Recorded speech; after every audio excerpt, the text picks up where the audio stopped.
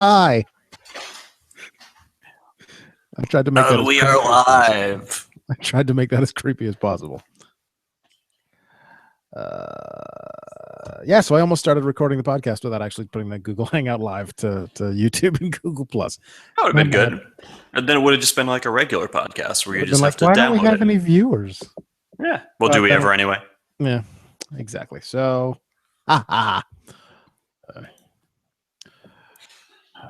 maybe Andy will watch. Are you gonna go pee? What with you being a rodent and all? No, already taken care of. All right. Leg lifted. Perfect. I wondered what that smell was. Yep. All right. Smells mustardy. When did I eat asparagus? Yeah. All right. You ready then? I'm good to go. Then we shall begin. This is episode 220. Not 219. Not 219. Despite what I originally attempted to name the hangout. In 3, 2, 1, record.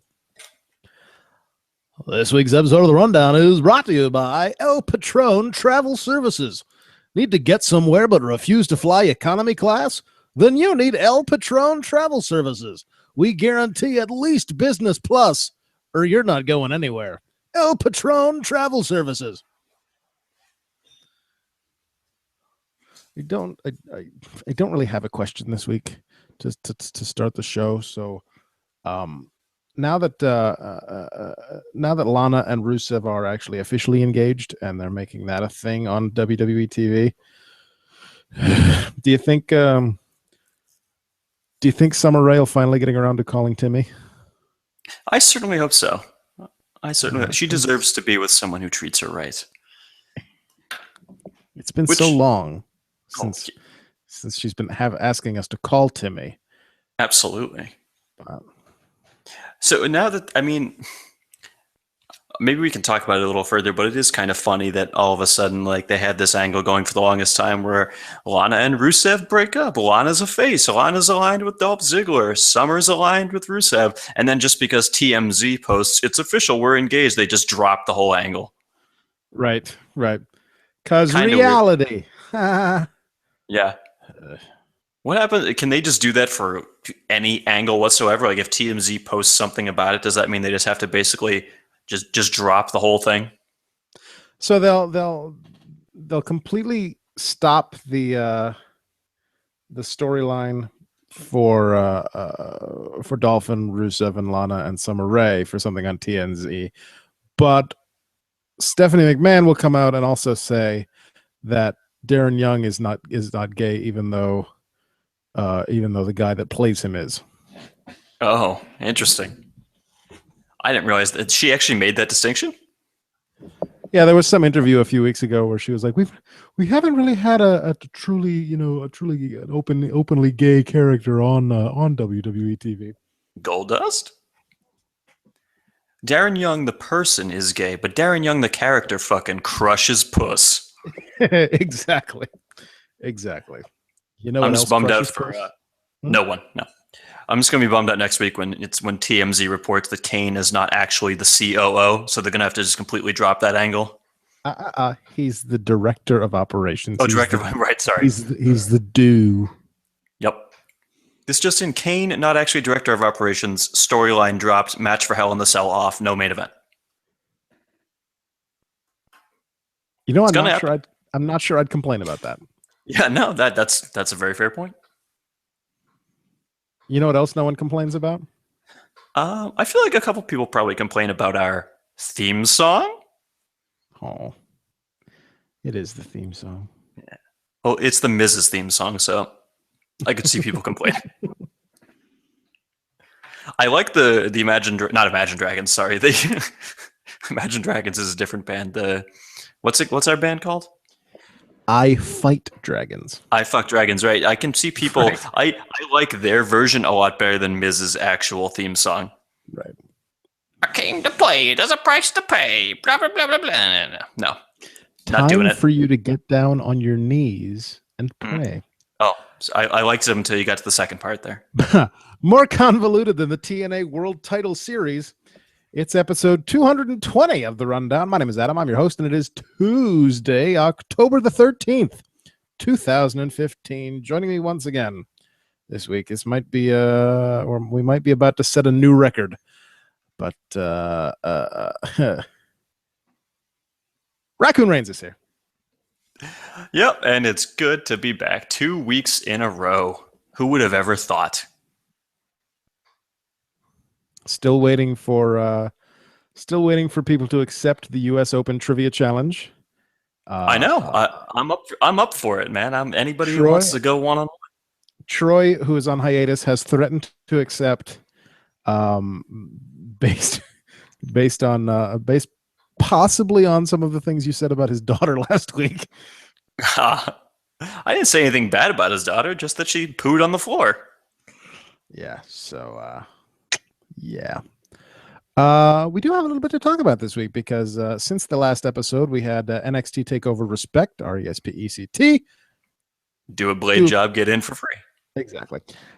Which was fantastic. I heard that. And then we had SmackDown, which I didn't watch.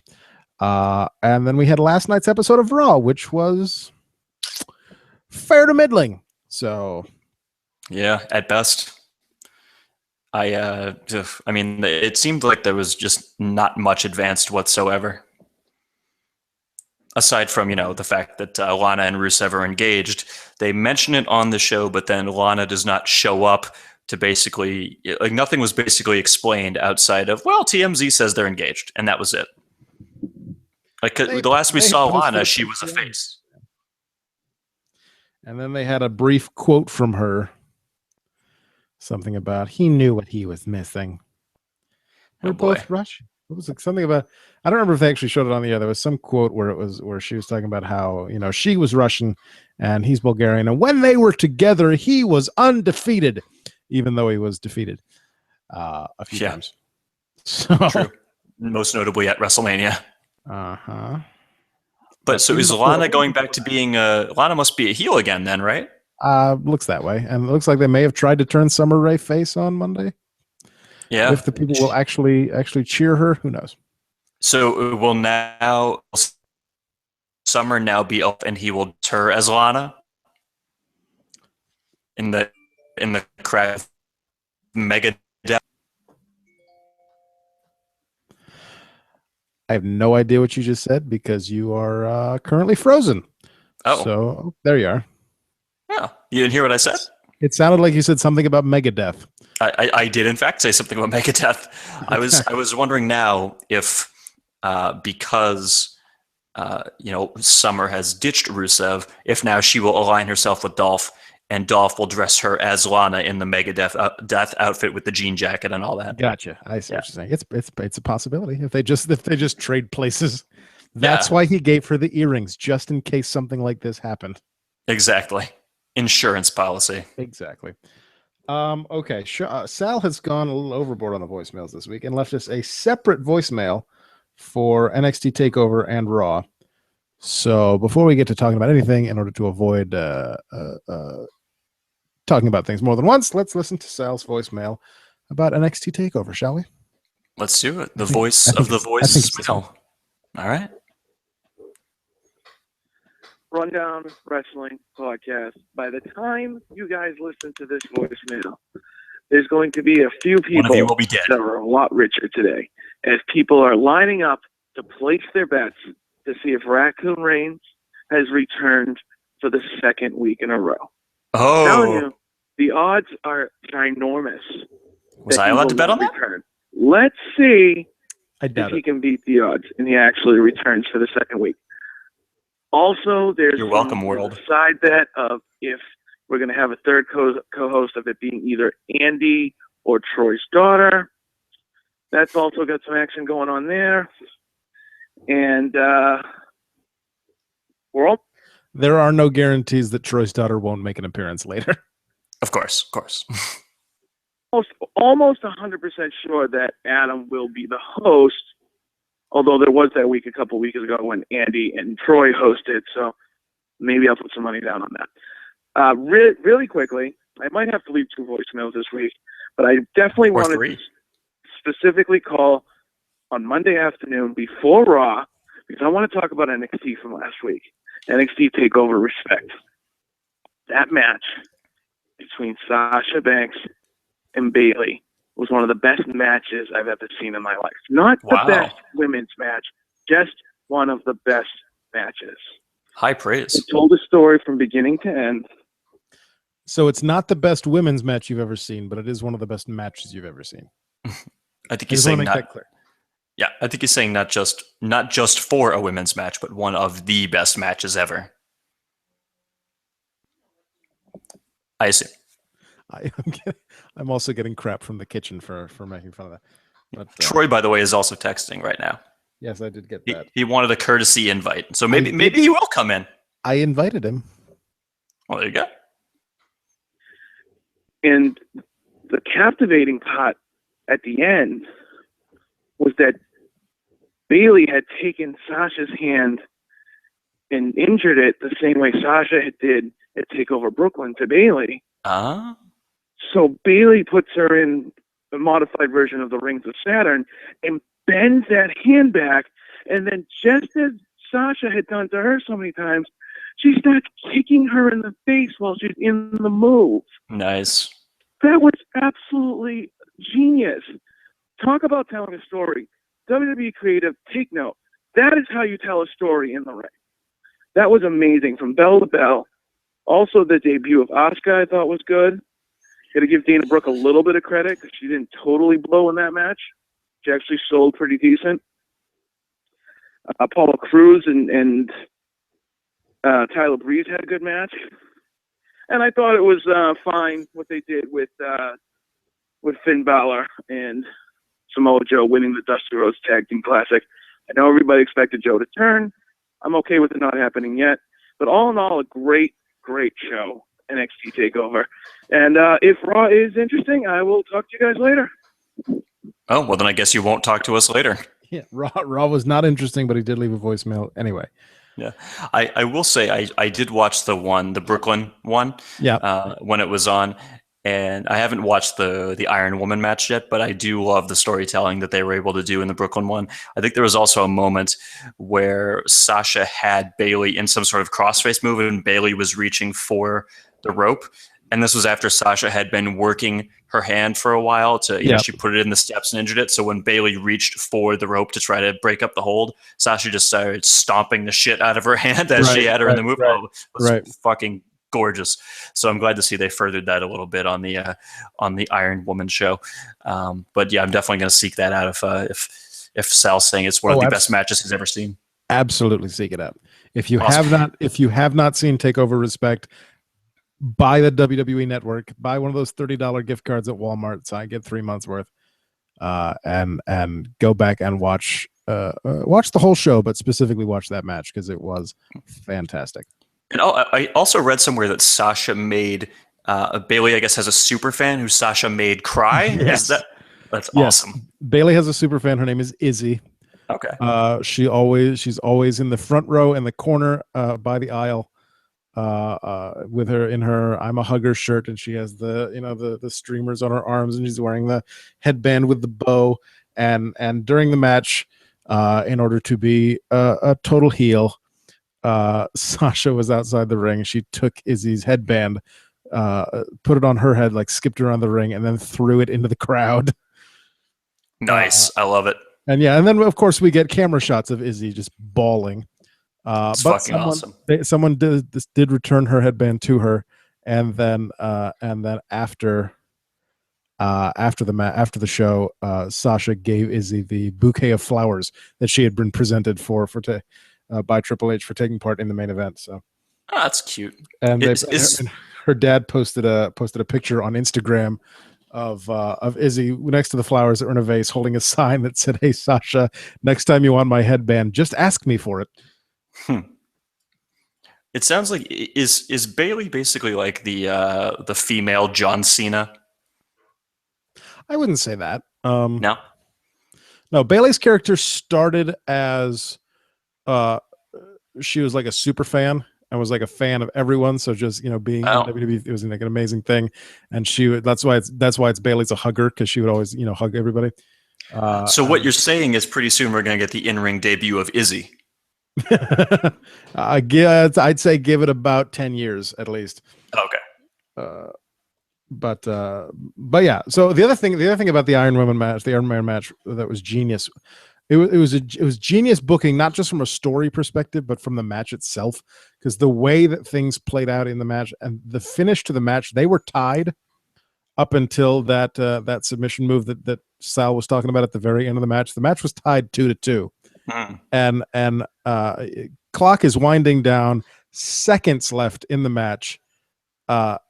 Bayley has Sasha in the submission move and starts kicking her in the head to get her to tap out. And Sasha tapped out with 2 seconds left in the match. Oh, that's like Jack Bauer stopping the bomb like right before it explodes. So Sasha taps out. Bayley wins 3-2 with 2 seconds left in the match. And so just the planning that has to go into that to time that out so perfectly to make sure that you're in the right spots at the right time. When you get to a minute left, we have to do this. Yeah, well, that's actually something that bothers me about beat the clock matches, because with beat the clock matches, sometimes they do the thing where it's like the referee counts 3, but the clock expires and they always fuck it up. Yeah, at 2, at least like with a countdown, when you're doing a tap out instead of a 3 count, you can pretty much probably just look at the clock from your position and just tap. So you can do it that way. And they had the clock up on the little digital board that goes around the crowd. They had the clock on all sides of the arena during that. So, and on the entrance as well.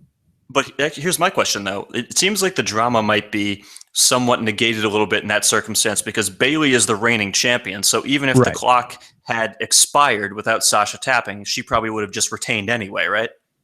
Not necessarily. You remember what happened at WrestleMania 12? Of course. But Gorilla Monsoon is no longer with us to restart the match. So, she might have just retained. I would say that William Regal would channel the spirit of Gorilla Monsoon and order us some sudden death. Okay. But but it sounds really good. I'm definitely going to watch it when I get a chance. I'm currently between jobs, not in the sense that I'm unemployed, but in the sense that I'm waiting for a new job to start. So I have a lot of free time on my hands. Indeed. Watch Takeover Respect. Troy is on the side, says, I am here, all in capital letters for some reason. That's very sweet. I am here to win the United States Trivia Championship. Oh, wow. Okay. Troy is answering your U.S. Open Trivia Challenge. We'll get to that later. So, okay. So basically, you can read the questions to Troy and he can answer on the side, but he might be able to look up the answers. Well, no, we'll do it live with the voicemail. So obviously, if he's taking a shitload of time to answer the question, we'll know that he's trying to look shit up. I don't know. I feel like it can only take a couple seconds just for him to do it. Also, there's kind of a bit of a lag in terms of when you answer the question and when it actually goes through. Or at least there is on my end. So you hear that, Troy? Raccoon Rain says you're cheating already. Yeah, man. I'm eyeing you up over here. Fucking bring it on, man. That's the wrong side. Oh, is it? When I look at it, it's looking at Troy. Oh, so I should be going this way, basically. Yes. I should be looking over. Oh, okay. Over here. Yes. Right there. Yes. There. Right exactly. there. Exactly. Okay. All right. That's good to know. That's good to know. Oh, and here comes another one. He says, or you could just invite me to join, dicks. I did, dick.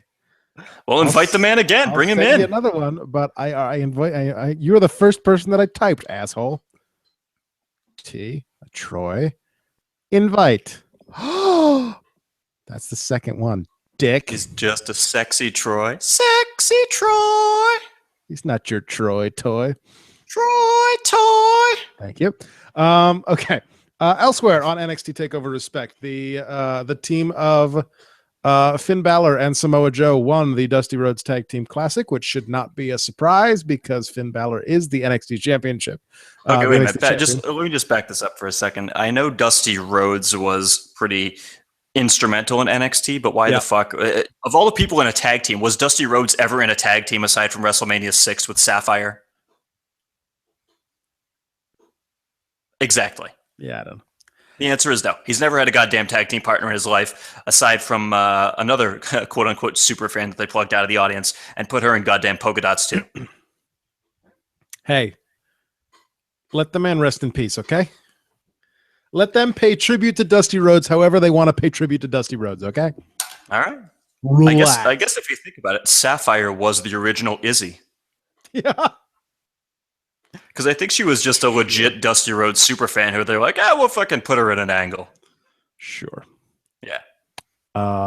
Yeah, so Balor and Joe win the Tag Team Classic and a couple of good matches.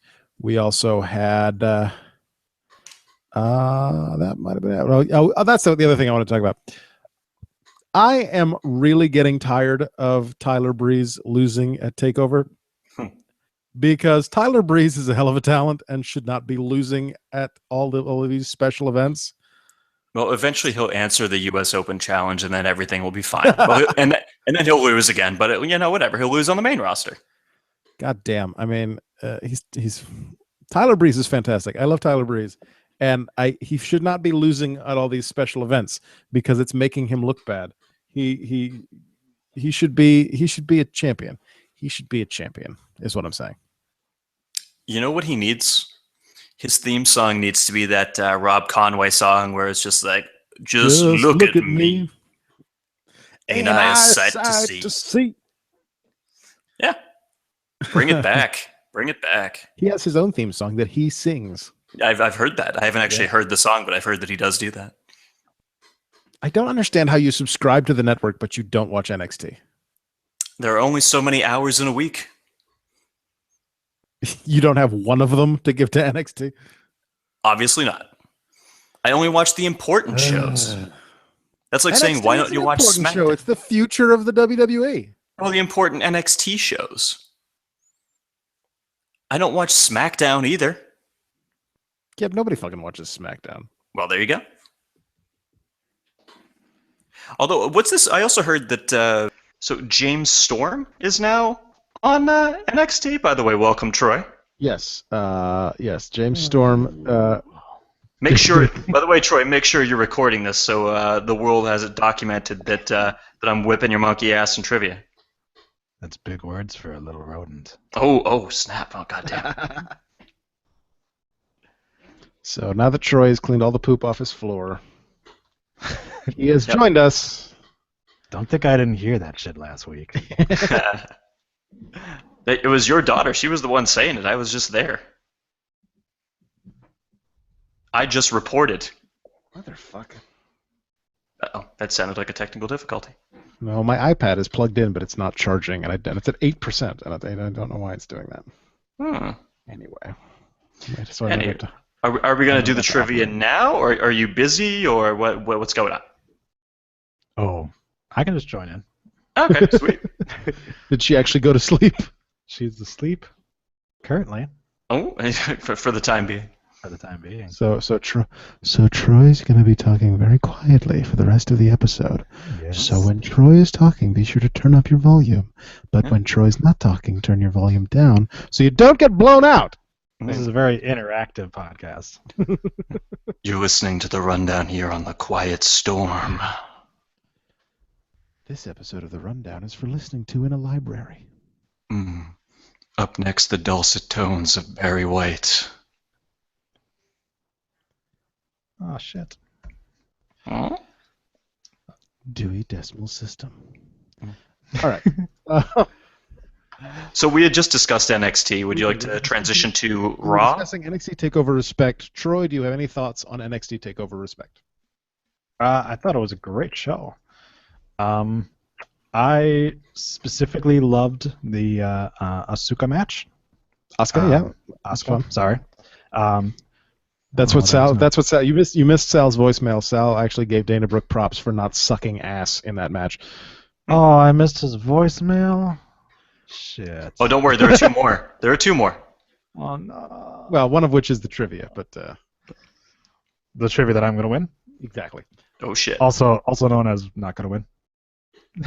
Nobody beats me. That's right. He's the John Cena of the U.S. Open Trivia Challenge, and I'm the Heath Slater in this case. Except no, sorry. I'm actually competing, so this actually makes me the Dolph Ziggler this week. Yes. There exactly. You go. Spoiler alert for Raw, which we haven't talked about yet. NXT was great. Yes. The main event. I mean, come on. you know, it was another one of those opportunities where, you know, the women were like, we're given, okay, here you go, do what you got to do, and they stepped right up and hit it out of the park. I mean, it was amazing. That whole match. I mean, 30-minute Iron Man match. Let's take away for the fact that the whole thing was called an Iron Man match. That was weird, but. Apparently, it was a decision made by Triple H because the thought was calling it an Iron Woman match would somehow be demeaning. Okay. People would think they were tuning in to see lady robots fighting. That would increase viewership, though. Oh yeah. Yeah, I was very impressed. It's hard to put on a 10-minute match that's entertaining. It's even harder to put on a 30-minute match that's entertaining. Right. Oh yeah. And having it come down to the last couple of seconds there. I heard you say, you know, that you weren't quite sure about that decision to have it so close to the end like that. I liked it because it kind of made it where it was like, you know, who said that? Either didn't Raccoon Reigns? I was saying. Oh, he was talking about Beat the Clock. Yeah, I was saying it can be kind of dicey when you get down to the last second. When it comes down to a pinfall, because the referee's count has to be timed right, but with the submission, it makes a lot more sense. Okay. Because you can see the clock and just tap right before the time expires. Yeah. I thought that was a great way to do it too, because, you know, if it wasn't for that, you know, Bayley probably would have just retained the belt by a draw. But this way, it was like, no, she's going for the kill. You know, she gets the final tap out and winds up winning, and a person not known for submission moves. So that was really cool too. Yeah. Yeah, so up and down. I mean, it was a pretty predictable card, I think, which, you know, kind of hurt a little bit because, I mean, you didn't really feel like the Vaudevillains were going to, you know, to lose the championship belts. The Dusty Rhodes Challenge was kind of cool, and that kind of was one of those things where anyone could have won. But obviously, I mean, you know, Asuka winning, that was a foregone conclusion. They weren't going to have her lose in the first match. Bayley retaining was pretty much a foregone conclusion as well, being as Sasha's on the main roster. Right. So it was not really one full of surprises, I would say. But it was still entertaining, you know. Shouldn't Bayley's submission be a bear hug? Well, she does the belly to belly. That's her hug move. But she is the hugger. She is, exactly. Yeah. And when you say Asuka, are you talking about Men on a Mission's manager? Do I keep pronouncing her name wrong? You know that dude Asuka. Asuka. Not everybody's Throw from your Boston. hands in the air. Not everybody's from Boston, Raccoon. My mistake. Not everybody talks that way. How do you pronounce her name then? I have no idea who she is, so I will defer to your judgment. It's Asuka. You're just fucking with me. Okay. Exactly. Okay, that's what I thought it was. He's trying to psych you out for the challenge. Exactly. It doesn't help any that her name is spelled like Asuka. It's like in Boston how we had Daisuke Matsuzaka, but it was spelled Daisuke. Exactly. But you retards don't know how to say words anyways, so. Fair point. I mean, John Smith would come out, John Smith. So it's not that far off. Fucking A, buddy. Wicked pisser. All right, let's move along to Sal's voicemail about Monday Night Raw. Monday Night friggin' Raw, which we were at last week, kid. I am very glad that Neville did not hit a red arrow this week either, because I would have been very upset. Maybe they're telling him not to do that anymore, because it seems like if he is slightly off, he'll kill himself. Or someone else. Or he'll just split in half. Or that, yeah. Guys, let's talk about Monday Night Raw. Let's talk about everything that happened in the Allstate Arena. Let's not talk about somebody telling me that Santino Marella came back last night. We are absolutely going to talk about that. And challenge John Cena for the U.S. Open title. Let's not talk about how I gullibly believed it, because I've seen it all in wrestling. Why wouldn't Santino come back?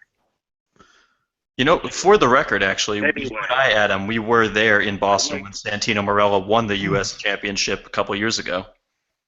That is true. Yeah, that is true. So it's conceivable. Anyway, sorry to interrupt. Start off with the Viper. and Dean Ambrose. Looks like they're going to be heading towards the feud soon. That's probably going to come to fruition at Hell in a Cell, because they won't be able to get along against Braun Strowman and Luke Harper. Well, entirely. I don't mind the Viper versus the Lunatic Fringe. That could be kind of interesting. The New Day, once again, the New Day was hilarious in the opening segment. How about the New Day telling Randy Orton he was a groupie? That was great. That was absolutely great. True. They're definitely the best part of Raw. I'll tell you what's not the best part of Raw is this whole Kane and Seth thing. I mean, people just can't stand it. It is like sit on your hands, crickets in the crowds, because nobody cares. It's Kane. It's fucking Kane. How many times Kane has fought Seth in the past 6 months?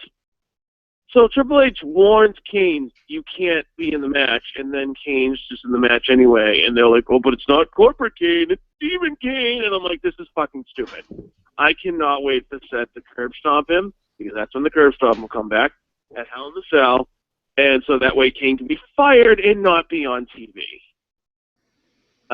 Paige has a new gimmick. Apparently she's a crazy girl who lost her mind, who keeps talking about how she started the Divas Revolution. So she can just like wander around backstage and talk to herself. That works, I guess, for her. I like the fact that they're trying to create a rift between Sasha and Naomi. What I really liked during the match between Nikki and Naomi was Brie was on the table and she was like, "We want Sasha," and then Sasha Banks come over and rips her ankle down, and Brie falls flat on her back on the ground, on the concrete floor. I know there's a mat there. And I was like, oh, please be injured. Please don't be on TV anymore. That'd be so great. Because then we wouldn't have to see Nikki Bella either, because, conjointly. They feel each other's pain. I don't know. I'm kind of bored with the whole Owens and Ryback thing. I love Kevin Owens as Intercontinental Champion. I can't stand Ryback as his opponent. And as far as Rusev goes, well, fuck kayfabe. That's all there is with that. Fuck kayfabe. Lana's not even on TV. We'll have Summer slap him. She should have kicked him in the nuts. And then, Rusev won't have anything to do until Lana gets back. So, yeah, fuck kayfabe. And that's it. You guys have a good week. Was she also holding up the engagement ring on her injured arm? Kayfabe is totally dead. But yeah, the thing with first of all, I love the fact that when Kane said he would find a replacement for himself, the Chicago crowd chanted CM Punk. Yeah. I was like, guys, if you're hoping for that, I think you're going to be a tad let down. But it was pretty obvious the way that was going, since that's the way they've been doing it every fucking week the past couple weeks. Corporate Kane leaves and Demon Kane shows up. Yeah. Also, Brie on the table was pretty close to what her original job was. Hey. No, if you were watching that and you did not see Corporate Kane bowing out of the match and Demon Kane being in the match, then just put your head in the oven now, because you don't deserve to be alive to be that stupid. Yeah. Troy, I don't think we got your thoughts. I kind of went on a mini rant at the beginning of the show, but what are your thoughts on them basically being like, TMZ says Lana and Rusev are engaged, so that's what we're running with now? It doesn't make a whole lot of sense, being as they've been dating for quite a while, so... No, they've been broken up since WrestleMania. Oh. And I think they've actually been engaged for like a month or so. I think so. I think it has been a while. I think it was right before they started this whole Summer proposing to him stuff. So if this is what we're gonna do, I mean, it's stupid, but whatever. Yeah, I don't really care about this feud anyways. So I mean, this is your fast forward piss break moment. So yeah. I mean, if they bring Lana back and have her with Rusev again and completely spin him off from this whole Summer Rae bullshit, I'd be happy. But it's not going to happen. It's going to continue going. The good thing is that it seems like maybe Dolph is a little bit more away from this storyline now, but we'll see. Yeah. Either that or he wins the United States Championship, and then goes on to feud with Rusev for the United States Championship. Mm. If Rusev wins gold, does he still have to get engaged to Summer? That was what he said last week. I don't know if that's a binding contract. Is there polygamy in Bulgaria? There is now. Rusev crush indeed. Yeah, he's going to crush two at once. Oh, he could do that easily, yeah. He's a big guy. Oh, yeah. Oh, yeah. But yeah, that was stupid. Are you saying that from personal experience? Of course. Why wouldn't it? Okay. That joke did not get a response that I thought it was going to, by not getting a response at all. I'm currently rebooting my iPad. So vamp a little bit. Let's talk Raw. So Raw was, as you described it before we started here, uneventful. Yeah. Sal seemed to like it. Sal seemed to like this week, which we thought was boring, and think last week was boring, which we enjoyed. Yeah. But we might be biased because we were actually at last week's show. It's possible. Yeah. But this week's show, I was saying, I don't know if I forget if I said it before we went on the air or if it was when we were on the air, but if I was the Chicago crowd, I would be kind of bummed that this was the one stop on the Brock Lesnar Go to Hell tour where there was no Brock Lesnar. And especially because he's a Midwest guy, just wasn't there. And then they put the graphic up at the end of the show, like, next week, Brock Lesnar, Undertaker, Triple H, or Shawn Michaels, Ric Flair, all going to be on the show next week. But right. You suckers in Chicago just get a boring show that advances basically nothing. So way to go. Yeah, no offense to your Midwestern brethren, Troy. Meh. We don't the get Cubs, much. The Cubs just advanced, so it's okay. They have that to fall back on. Yeah, again, Wisconsin guy. Yeah. So. But I will say this. We usually get fourth-tier pay-per-views, like Elimination Chamber. So there you go. Have you been to any pay-per-views before? No. Okay. I've only been to regular shows. To Raw? To Raw, to SmackDown. I've been to WCW Thunder. No shit. And I was also something to put on the resume. Yeah, and I also watched a house show where Ric Flair had the back of his trunks pulled down, and we got to see 50-year-old white ass. Oh god, that was hot. Nice. What happened at the Raw you went to? Was it anything noteworthy? No. Okay. It's been a long time since I've been to Raw. I probably wouldn't. I do remember that Kane was in a mask at the time. Because I remember how hot his pyro was. So it was last week. Yeah. Yeah, probably. my brain will lift Were you at the show where R-Truth said, Green Bay, Wisconsin? And he was actually in Milwaukee. That was a good time. No, sadly. Sadly, no, but that would have been hilarious. No, the last time I saw R-Truth was when he was K-Quick. Oh, wow, nice. You lucky, lucky man.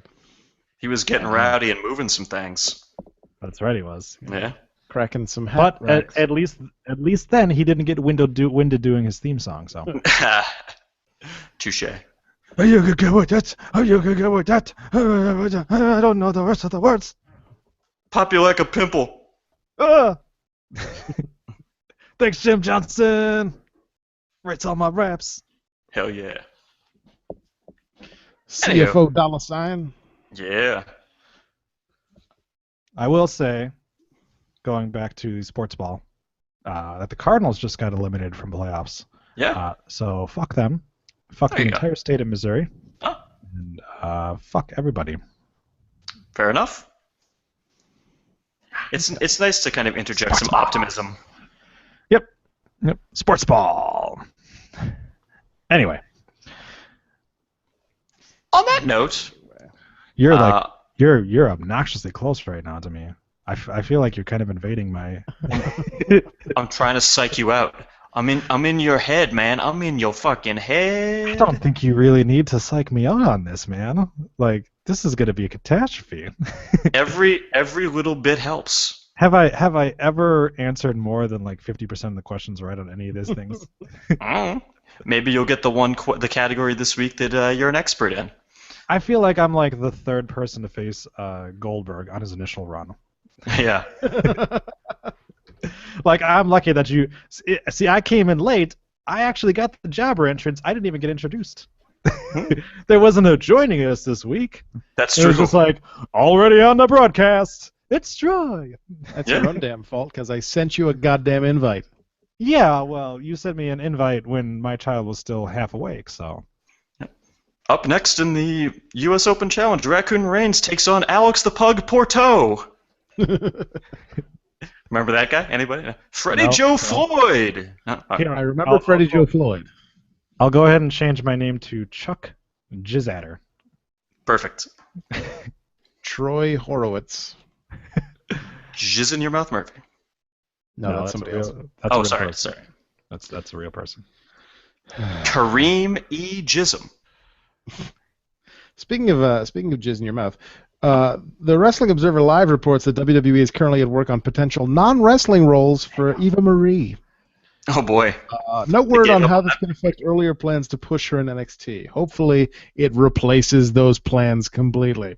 I thought she's basically already in a non-wrestling role. Her role is basically to be on like Total Divas. No, she's wrestling in NXT. You would know that if you watched NXT, which again, still ridiculous that you don't because you have the WWE Network. Oh yeah, ridiculous that I don't watch NXT so I could see all those sweet Eva Marie matches. I'm not sure how you have the WWE Network because you live in a trash can, but still. I got Wi-Fi in there. Okay. It's the Chinese restaurants next door, but it's still Wi-Fi. Exactly. Yeah. The password is Mushu Pork. Ooh. Yeah. Ever heard the joke about the Chinese couple in bed? Yes. Yep. Okay then.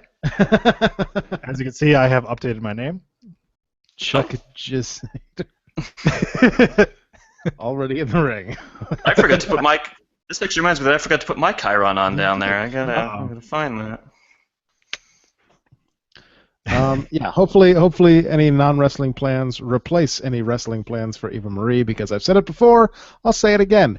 If Eva Marie takes the NXT Women's Championship off of Bayley, I will break things.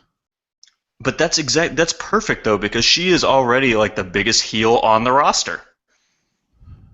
It's X-Pac heat, sure. It's go-away heat, but by the same token, she gets the reaction they want. X-Pac won a couple championships. He sure did. Yeah, but X-Pac can wrestle, at least.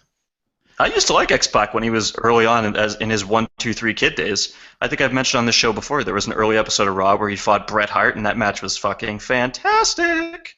He can't fucking wrestle. The Great Khali is a world heavyweight champion. Is he? The less often you say that, the better. But it's a perfect example. In what federation? Is this in India? I'm sure he's world champion there too. Mm. I feel like your lower third should actually just be written in cardboard. I don't think you should actually have Just hold up a thing. Just I can make that. The entire thing. Just make it crooked and have like a backwards R. Mm. That's right. Troy did not see how you signed the sheep mask. Oh yeah. We gave away for last year's Royal Rumble prediction contest. Yeah, to a friend of Andy's. Was it just one of the R's that was backwards, or was it both of them? I think it was both. Yeah. All right. Question of the week this week. Mm. Again, for listeners, there's a website, Quora.com, that people post questions. And since I have answered wrestling questions on the site in the past, it now thinks I'm an expert on wrestling. Aren't you? So Quora wants to know, how are the WWE matches scripted? On a computer. There you go. Okay. What is the difference? What is the difference between the WWE and the WWF?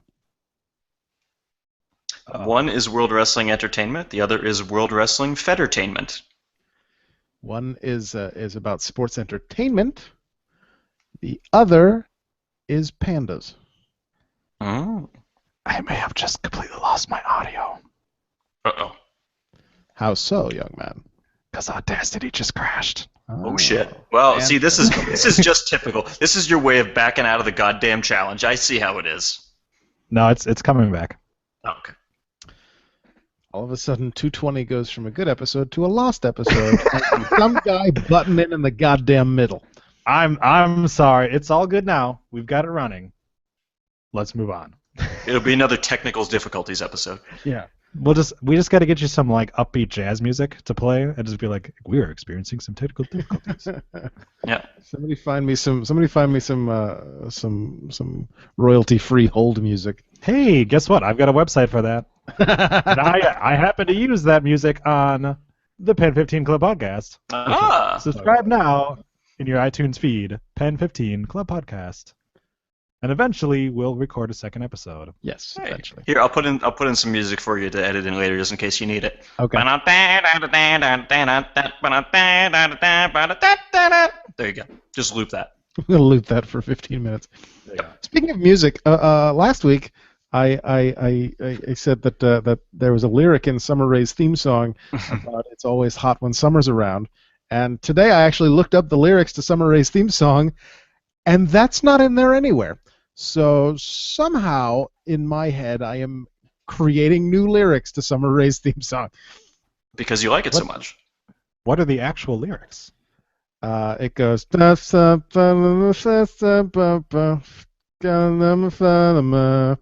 And call Timmy, call Timmy. Yes, exactly. I know, call Timmy. Yeah, Still trying that's to the most figure- important part. That is the most important part. You know what else is important? Well, I have one Theme battery. song! Oh, no, sorry. We didn't. No. Sorry. We already did that. Well, I have one battery left here. Where the fuck did that go? Oh, it's there, under utilities. There we go. Let's change this to Troy. For the record, I also have 3 for all queued up in case you two want to go head to head. I was considering that for A trivia-heavy episode. for after. People love the trivia, so I do. cannot download attachment. Go fuck yourself. Oh. All right, you motherfucker. What are you gonna make me?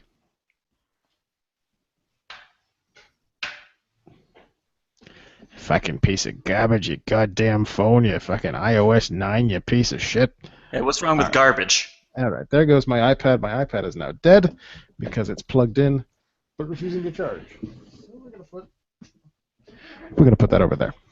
And I will have to keep score manually. Oh, dear. Who can fathom it? And by that you mean you're going to have to get Manuel to keep score for you. Troy. Unpaid rundown intern. That's right. His name is Pico. Also a legal immigrant. Yep. He does the job that nobody else wants, being the rundown intern. Okay. Troy, you ready? Fucking bring it on. Raccoon, are you ready? I'm ready. How are we going to score this? I got the score. I got the score up here. Everyone that I get right, I get 10 points. Everyone that you get right, you get 1 point. Everyone that you get wrong, you get -5 points. Everyone that I get wrong, I get 5 points. That's fair. But I mean, is it going to be? Will you ask me first, or then I ask Troy? Is it going to alternate? How's it going to go down? I think as the challenger, it should be me answering first, since you are the me United States champion. Fair enough. So be prepared. I hope that it's a good category. That's I fine. tore that ass up last week in Hell in a Cell. Ooh. See, my thought was, since I didn't think you were going to be on the show, I was just going to ask you the questions via text message, then you would both do all 10 questions. But it makes sense that you wouldn't both want to do all 10 questions if you're actually competing against one another. That's the way it's got to be. I don't have a problem doing 10 questions. That way I can lose 10-0. Perfect. So do you guys want to alternate questions, or do you both want to do all the questions? Let's alternate it. Or well, no, yeah, I mean we'll both do each other. Both. Yeah, well, of course, yeah. I'm still confused as to what we're actually doing. I thought you would be. How about we do it the same way as 3 for All? You start off by asking him. So if he gets it wrong, I take it, and then the next question you start off by asking me, and if I get it wrong, he takes it. Okay, but I don't actually know the answers to the questions, so we can't do it that way. So no, we can. Troy will get question 1. Raccoon Reigns will get question 2, and we'll go from there. No, I want the chance to steal. We can both still give it. He can give an answer, and then I can still say my answer after his answer, and we can see who's correct. So for the odd-numbered questions, Troy will answer first. For the even-numbered questions, Raccoon Reigns will answer first. There you go. And we should have probably planned this out before the episode started. That's okay. This will all be edited out later. Hey guys, it's quiz time. Quiz time once again for the Rundown host and co-host of this week's episode of the Rundown. This week's quiz is going to be finishers, finishing maneuvers. Let's see. Appropriate, since the U.S. Open Challenge has been making finishing moves obsolete since last year's WrestleMania. Damn right. Who has the knowledge and the brain power to beat my quiz? Shall we get started? Question number one. What douchebag host tried to convince me that John Cena had lost the United States title? Oh, wait, I'm sorry. No, that's something else. That's something completely. That was me, by the way. We'll talk about that in a second. I thought it was Josh. Damn it. Different. I apologize. No. Let's get started with question number one. Christian originally coined his finisher as the Unprettier. However, upon his return to the WWE, he began calling the move by a new name. What was the new name for his finisher? The Kill Switch. That's correct. I'll give you the point. You take the point for that one because I know it's right.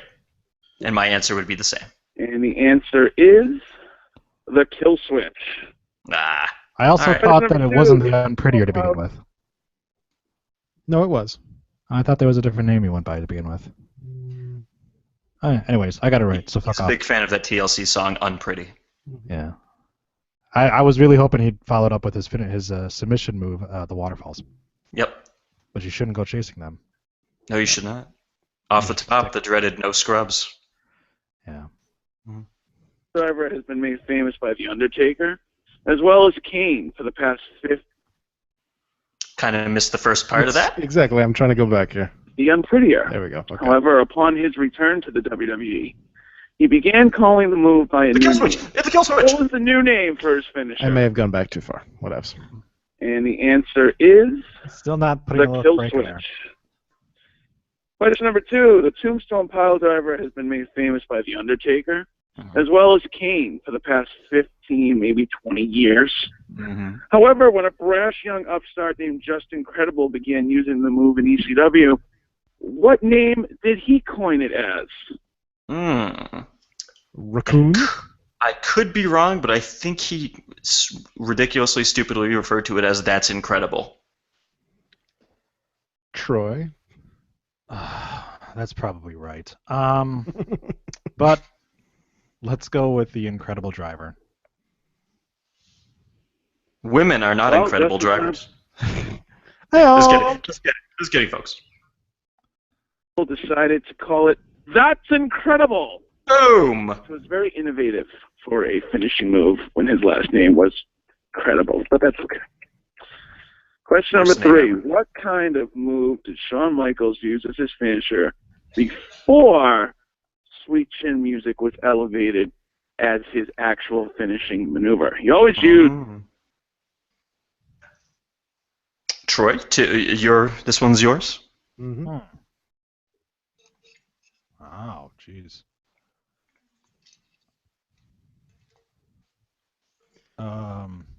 See, I got all excited because I got one question right, and then I get this.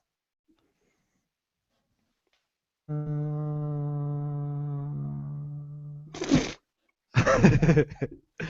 those of you listening at home, Raccoon Reigns is drinking Coke Zero while waiting for Troy to answer. Just taking my time. I'm gonna go with maybe. Who are you sharing that Coke Zero with? A super fan. I guess I'm sharing it with Izzy. There you go. Troy, your answer, please. That gave me enough time to look at Wikipedia. I'm gonna say, I'm gonna say a moonsault. Okay. Because it's wrong. I think John, the answer. Sorry, way back in the day. Edit that out. Way back in the day, I believe he used a side suplex as his finisher. The super kick as a setup move. Eventually, I think it was 95, he began using it as his complete finisher. Prior to that, what kind of move did he use for his finisher? Believe it or not, it didn't have a name. Okay, so I'm just looking at what kind of move. The answer is it was a side suplex. Oh, you don't say. Question number 4. Name 3 of the Undertaker's finishers. These are 3 of them. Well, you already listed one. How is it that you get a fucking softball question like that? I get the fucking... The guy literally was looking at Wikipedia while asking that question. The 3 finishers, I would say, number 1, he already spotted us Tombstone, so that was nice of him. Number 2, the Last Ride, a.k.a. Wedgie Bum, and number 3, the Hell's Gate. Any disagreements there, or...? Troy, do you want to offer up a steal? Yeah, chokeslam. And 450 splash.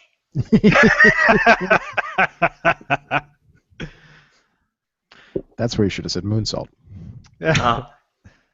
moves that he used as his finisher during his tenure. And I'm not saying just beating somebody once. I mean, he literally used this as his finisher for a number of years. 3 of the Undertaker's finishers, the Tombstone, of course. The Last Ride, which was the powerbomb that he jacked up even higher and then dropped you.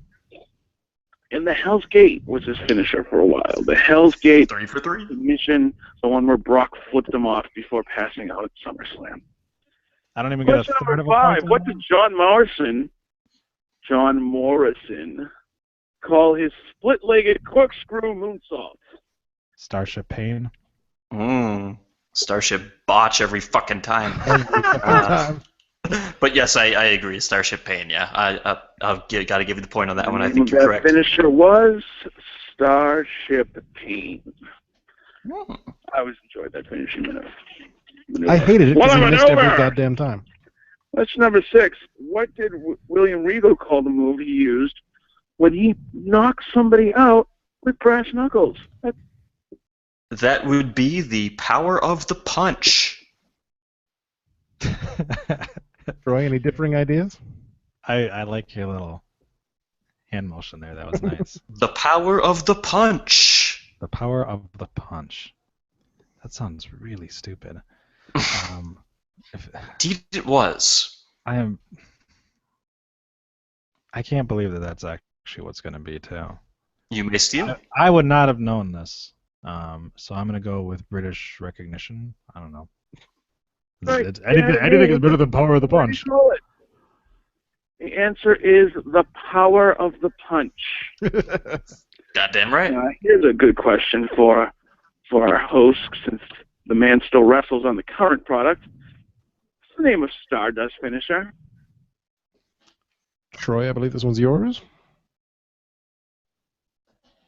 Did he name it something different, or is it still the Crossroads? Because there was the Crossroads when it was Cody Rhodes. Mm-hmm.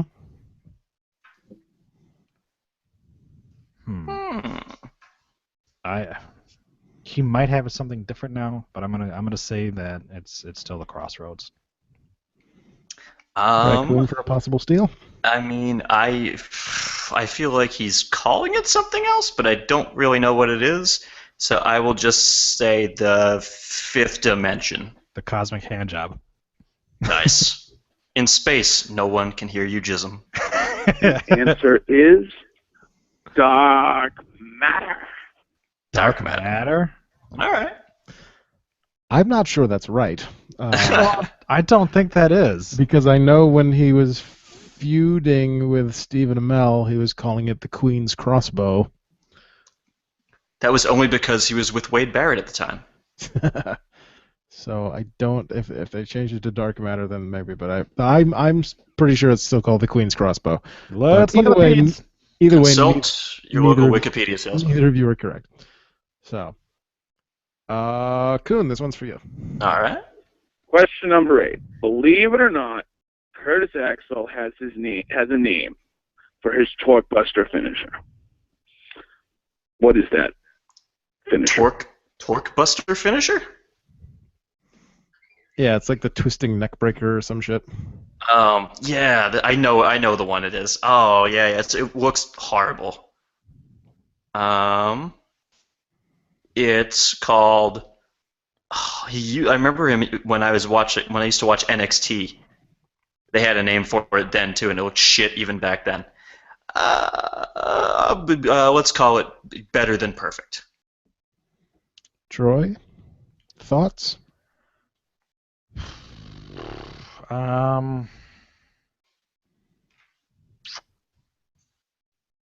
The Axel Slam.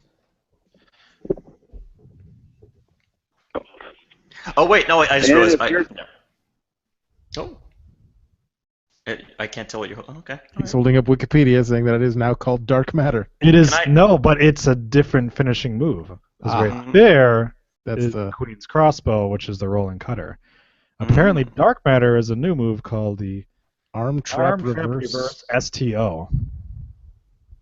Okay. Sure. Thank you, Pete. Also, I just remembered what Curtis Axel used to call that move. Can I jump in with it, or is it? No, you already locked in. All right. A fan of watching Main Event and Superstars, you would know that Curtis Axel's Torque Buster is now referred to as the Axe Hole, ladies and gentlemen. I can't make that up. The Axe Hole. I think on NXT it was the McGilla Cutter or something. 9. Guys, how about the name of Finn Balor's finisher in NXT? Oh. Troy, you may actually know this one. I know all of the ones that are easy. The coup de grace, which doesn't make any fucking sense because coup de grace is French and the guy is fucking Irish. Yep. Raccoon, no need to steal because I know that that's correct. What is the name of Finn Balor's finisher in NXT? And he calls that the coup de grace. So we're going into the last question. What's the score? Finisher when he was in New Japan, that was called Sunday Bloody Sunday. But they would never, ever let him use that move in the WWE. Okay. Going to the final question. What do we got for this? Raccoon Reigns, Mm-hmm. You have 4 correct answers. Mm-hmm. Troy, you have 3 correct answers. Ooh, can clinch it. So if Raccoon Reigns gets this question wrong and you get this question right, it'll be a tie, and we'll go to a tiebreaker. Yeah, but it's going to be like, what is John Cena's finishing move called? As decided by everybody's favorite trivia game on the show. The 1998 WWF trivia game. Nice. So. This is going to be like Bayley versus Sasha. I'm Bayley. I'm going for the kill. I don't want the tie. I got to finish it right here. All right, so. And finally, question number 10. Everybody knows that Dudley's infamous tag team finishing maneuver is called 3D. But what does 3D stand for? I think I do know this. I think it stands for the Dudley Death Drop. Is that correct? Troy looks like he's lost all hope. The only thing I can maybe hope for is that it's the Dudley Death Driver. Well, for anybody who remembers, the answer is the Dudley Death Drop. Hey! Dudley Death Drop. Guys, another opponent vanquished. Have a good week. Good game. Good game. Took it down to the wire. Hey, at least it was Chuck Gizatter that lost, not me. That's true. Alter ego. A different alter ego can step in next week. Looks like I have to Google search a new picture. Raccoon Reigns defeats Chuck Gizatter. Chuck Gizatter 5-3 in the U.S. Open Trivia Challenge. Maybe next week Randy Orton Hitler can answer the challenge. No, it was Randy Orton Mussolini. Oh, sorry. It was John Cena Hitler. And Big Kim Jong Undertaker. Big Show Stalin, is that what it was? Big Show Stalin, yeah. And then there was talk of Kim Jong Undertaker, but I didn't make that. Yeah. But anyone who wants to, send me some sympathy, you can email me chuckjizz@adamsface.com. Is that 2 Z's or 2 Z's? 2 Z's. Okay, good. All right. Hey, you can play 3-for-all against Adam if you want to get redemption. I would still probably lose. I had this was probably my best chance because I actually know finishing moves. But you know what I don't know? What the fuck Shawn Michaels did in 1979 as a move. I'm a scholar. What can I say? If you had the Sega Genesis Royal Rumble or Raw games, his finisher in those games was the side suplex. Yeah, I wasn't alive when that guy started wrestling. Okay. Dick. And it would knock fish out of Yokozuna. No, he was using the super kick by WrestleMania, the arcade game. Oh, okay. I'm down for 3-for-all if you're down for 3-for-all. I mean, we're already at an hour 3, but plenty of time. I got nothing better to do, and technically I'm only at like 25 minutes here. So perfect. There you go. The Troy Redemption Tour begins. Would you like to go first in 3-for-all as well? It wouldn't hurt. All right. Yeah. We're going dark matter.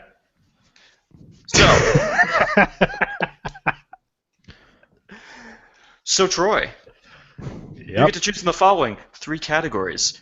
Number 1, for the completely black screen is great for anybody who's actually watching. It's really, of course, especially when it cuts to you. They're going to be like, "Is something wrong? Is my internet connected still? I can hear them, I just can't see them." Technical difficulties. Please stand by.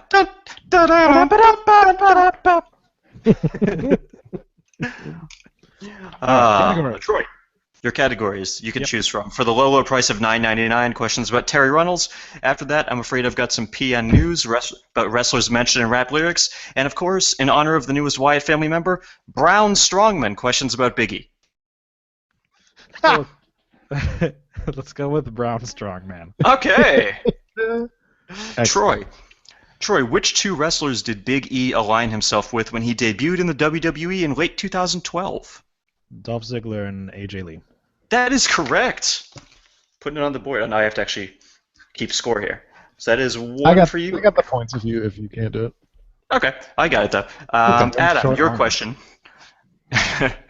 Adam, your question. In January 2013, which current WWE superstar did Big E defeat to win the NXT Championship? That was Seth Rollins. That is correct.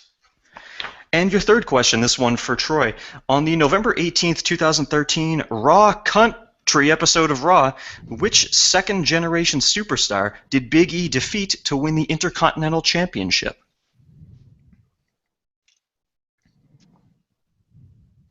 Curtis Axel? That is correct. I believe it's pronounced Curtis Axhole. Sorry. Michael McGillicuddy? Yeah. Exactly. Clean sweep of the Big E category for both of you. Adam, you get to choose from I'm a Paul London guy, questions about Brian Kendrick. After that, I'm going to give him a boner he can't refuse, questions about The Godfather. And, of course, Lelia, questions about Layla. I'm going to finally bite the bullet and go I'm a Paul London guy. Okay. Your first question. Under what nickname did Brian Kendrick compete when he had his first major storyline feud in the WWE in 2003?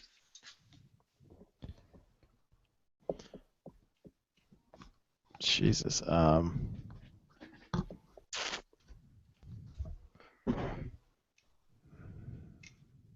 Say Paul London. Under what nickname did he compete? Yes. In 2003. Yep, when he had his first major storyline. Don't spoil the answer for him. Come on. I have no idea. I'll say Pitbull number 1. No, Pitbull number 2. No. Troy, do you know what the answer is? It was Spanky. It was Spanky. Oh, shit. Troy with a commanding 3-1 lead. Andy gets the question here. Paul London and Brian Kendrick held the WWE Tag Team titles for... What? What? Did we get another player? Surprised that he's winning. No. Did I say something? You said Andy gets the question next. I wasn't sure. Did he join it? And he. Oh. And he gets the question. Oh, see, this is what happens when you get drunk like I do. There you go. No, it's like Jerry Springer show. We're bringing Andy out right now as a mystery opponent. Oh, shit, son. Oh. Fuck out, it's Andy. That's Andy's music. That's gotta be Andy. That's gotta be Andy. Good God, it's Josh. Oh God. That man has a family. Anyway. All right. Ahem. Anyway. Paul London and Brian Kendrick held the WWE Tag Team titles for a record 331 days from May 2006 to April 2007. Which team defeated them to win the titles? Man. This is that, like, dark period in tag team wrestling. When there were two separate tag titles? Yeah. I'm leaning towards Primo and Epico. That is not correct. Adam, do you know the answer? My thought was actually Primo and Carlito. Also incorrect. Okay. Was it the correct answer? No, it was Deuce and Domino. Okay, because my other guess was going to be the world's I was going to say team. So either that or it was going to be Epico and, and Carlito and Epico. Carlito and Primo. And finally, in this category, Adam. Oh, I thought you said Carlito and Epico. No, Troy said Carlito and Epico. I said Carlito and Primo. Oh, there you go. No, I said Primo and Epico. Whatever. Either way. We're all fucking confused. Who cares? We all got it Carlito wrong. and El Torito. There you go. It was Alberto Del Rio, Rey Mysterio, Primo, Epico, and Carlito using Freebird words. Perfect. And Adam, when Kendrick turned heel in 2008 and began referring to himself as the Brian Kendrick, which wrestler did he hire as his bodyguard? It's Big Zeke. That is correct. And also kind of sad, because who the fuck wants that dude around? Troy. Hey, man. He was the last ever ECW champion. Yeah. That is sadly true. Did anyone else find it a little bit strange that a white bread cracker decided to employ a big black guy? Not PC. Food for thought.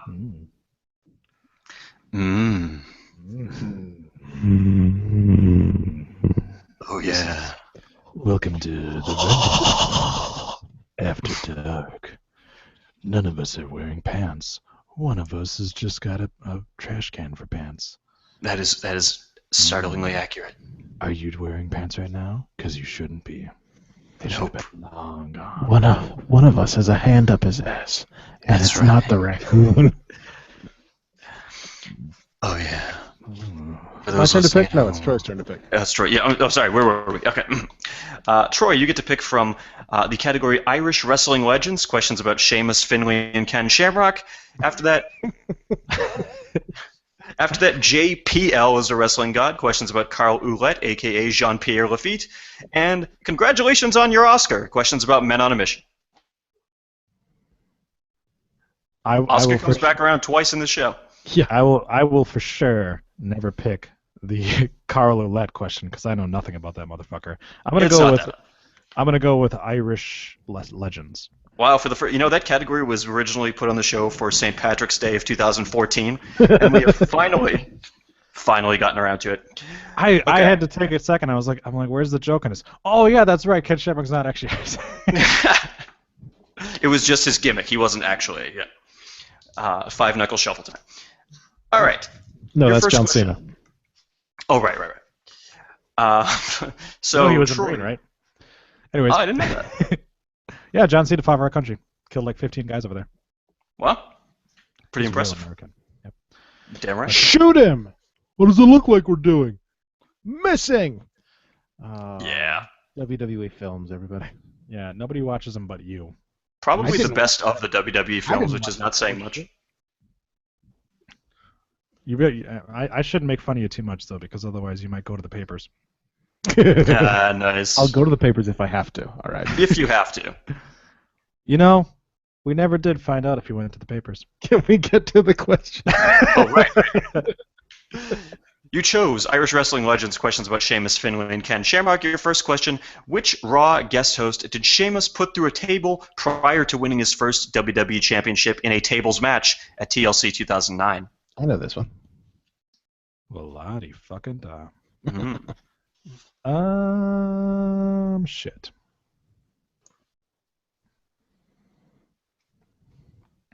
I have no fucking clue. So I'm going to go with... Say the Muppets. Mick Foley. Incorrect. Adam, do you know the answer? Mark Cuban. Yeah. You put me through a table. For that reason, I'm out. Yes, that's correct. That's my Mark Cuban Shark Tank impersonation. Adam, in 2008, who revealed to Vince McMahon that Hornswoggle was actually Finley's son and not Vince McMahon's? Oh, okay. Somebody broke that news. It was Finn Balor. All this Irish. It was Becky Lynch. It was Becky Lynch. Oh man. What you said 2008?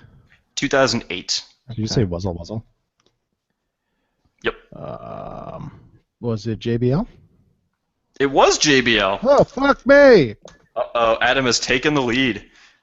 Troy, you can tie it back up. Troy, you can tie it back up with this question about Ken Shamrock. After leaving the corporation, Ken Shamrock became a founding member of which stable? The Union.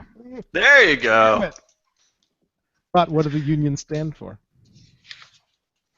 I can tell you the members. I can't tell you what they stood for. I don't even think they knew what they stood for. That was up yours, right? Or was that? Or my thing is? It was up yours. Yeah. A union of people you ought to respect, Shane. Yeah. Subtle. All right, Adam. Such great members of that team. Ken Shamrock, Test, The Big Show, living legends all on their own. Oh, Mick Foley was in there too.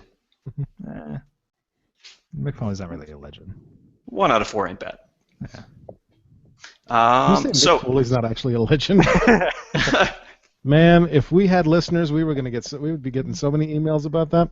Were you really excited when you saw that you had a listener on the side? Then you're just like, oh wait, no, never mind. I still have one. I had 2 when you were commenting, and now I still have 1. There is one person. I think it's Bill, because Bill texted me before to say that apparently one of the Undertaker's finishes was also the Heart Punch, but I don't think he used that as the Undertaker. That was probably like back when he was in WCW. Right.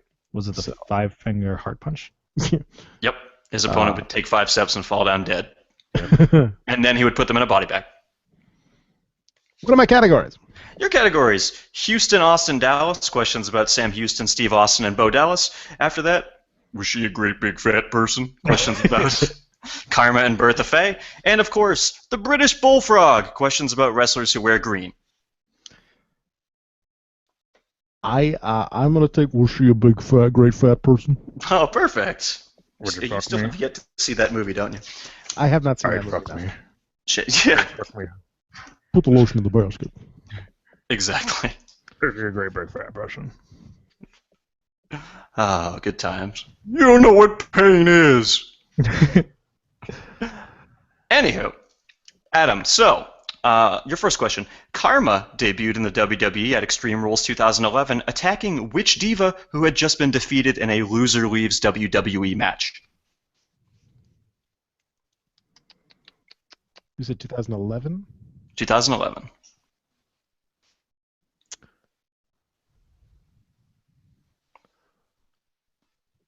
Michelle McCool. That is correct. The bride of Satan herself. I'm Michelle McCool, and I'm loving life. I would like to interject here for a second. Please. And say that I deserve my 1/3 of a point because the Peds tells me the Undertaker did in fact use the choke slam as a finishing move. On top of the Hell's Gate, Last Ride, Tombstone Piledriver, and the Triangle Choke, as well as the Callous Clutch, the Heat-Sinking Missile, which is now the old school, and the Flatliner Fist, which is a Heart Punch. Wow.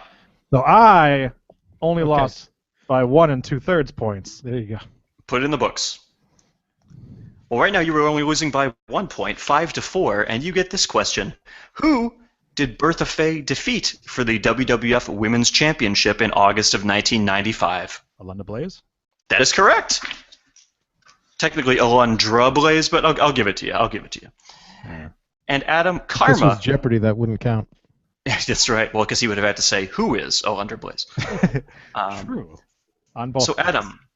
Adam, Karma was a surprise entrant in the 2012 Royal Rumble, becoming only the 3rd woman to ever compete in the match. Who were the other 2 women? Say Santino Marella. So the other two women to compete in the Royal Rumble Yes. was China. Mm-hmm. Oh, I said woman. Oh, sorry. Don't treat me like a woman. And Beth Phoenix. Those are both correct. I will not treat her like a woman or like a man. And your final round. Going into... Oh, God. I love you. Bertha Faye, always be mine. Ugh. Anyway, your final round. Going into the final round here, it is... She is the rainbow that I dreamed I'd find. Oh, God. In the TNA Challenge here, Troy and Adam. Adam is up 6-5 going to the final round, and Troy, you get to select from these categories. You do, of course, get Funk Me, questions about Terry Funk, Flash Funk, and the Funkadactyls. After that, the Test Quiz, a quiz about Test. And, of course, Painful Tuck Jobs, matches which Fred Ottman lost. I think the Test Quiz has been your most straightforward category ever. Pretty much. Is Bertha Faye Bo Dallas's mom? Yes, yes she is. I'm gonna go with Test. Jesus. Oh, there you go. All right. Your first question. Test debuted in the WWF in October 1998 as a bodyguard for which band? For which band? Yes, they performed on Raw, and he was shown as their bodyguard.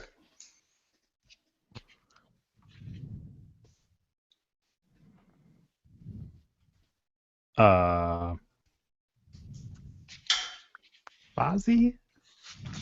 Fozzy is not correct. Adam, do you know the answer? I'm not 100% on this, but I'm going to say Motley Crue. That is correct. He's the one that called it to feel good. He's the one that make it feel good. All right. Adam, at SummerSlam 1999, who did Test defeat in a Love Her or Leave Her match? Oh, Shane McMahon. That is also correct. And Troy, for pride's sake, in October 2002, who did Test hire as his image consultant? I feel I should take the opportunity now to tell you that due to lack of sleep and some alcohol, I may have thought that IRS was my Harvey Whippleman, which would explain my previous joke. Okay, because I was completely confused. Yeah. Which would explain my previous joke, but it still doesn't excuse how terrible that was. It does make a little bit more sense now. Okay, and my answer is Trish Stratus. Your answer is incorrect. I believe it was Stacy Keibler. It was, and she referred to his fans as testicles. Did I just Hilarious. sweep the goddamn test category? You did at the end. The final Son of a score, bitch. Adam wins 9-5. There was no by the score. 5. There was no possible way that I was going to do any better in any of the other categories there. So I don't know. I think you would have done pretty well in the Painful Tug Jobs category. All I know is I just swept the goddamn test category. You did. That's a little weird. Well, You swept the test quiz about test. You didn't even make like a testicle joke or anything like that. You're just like Test. This is a test. The laziest. Here we go. Character, Please. the laziest character name deserves the laziest category name. All right, let's finish up the news here and get the fuck out of here. All right. This is a test. Yep. WWE apparently interested in bringing Alberto Del Rio back. Why? Yep, they fucking should be. Why? No, you don't like Alberto Del Rio? No. Hmm. He's kind Andy of loves Alberto Del Rio. I was a big fan. I enjoyed Alberto when he first debuted because his first act in WWE was beating the shit out of Rey Mysterio, and I'm completely okay with that. Anytime that happens, I'm cool with that. It's just that the last 2 years he was with WWE, he was nothing. Boring as shit. Boring Exactly. character. Yes. That is true. I do agree with that. But He's the reason we don't have the big gold belt anymore, because nobody cared when that belt was on him, and WWE was just like, I guess the belt sucks. And it's like, no, it's the guy that you put it on. That guy, the guy was literally just a fucking heat vacuum. And unless they bring him back, I don't see where he fits in at this point. He'll answer the U.S. Open Challenge and he'll win it, and everybody will love him again. Yay! Hey! No, we don't want face ADR. We want heel ADR, and we want him to be a little more edgy. Maybe come out and make fun of some Americans. And oh wait, that's exactly what he was doing. The guy's literal gimmick was, I put little Mexican flags on the corner of the turnbuckles. Yeah, that was when he was a face too. Yeah. No, see, he was a hero to the Latino community, but he cheated all the time. Ah, okay. So he was a poor man's rich man's Eddie Guerrero. He was a oh my God. He was a poor man's Chavo Guerrero. Let's be honest here. Are we also going to get the return of Ricardo Rodriguez as well?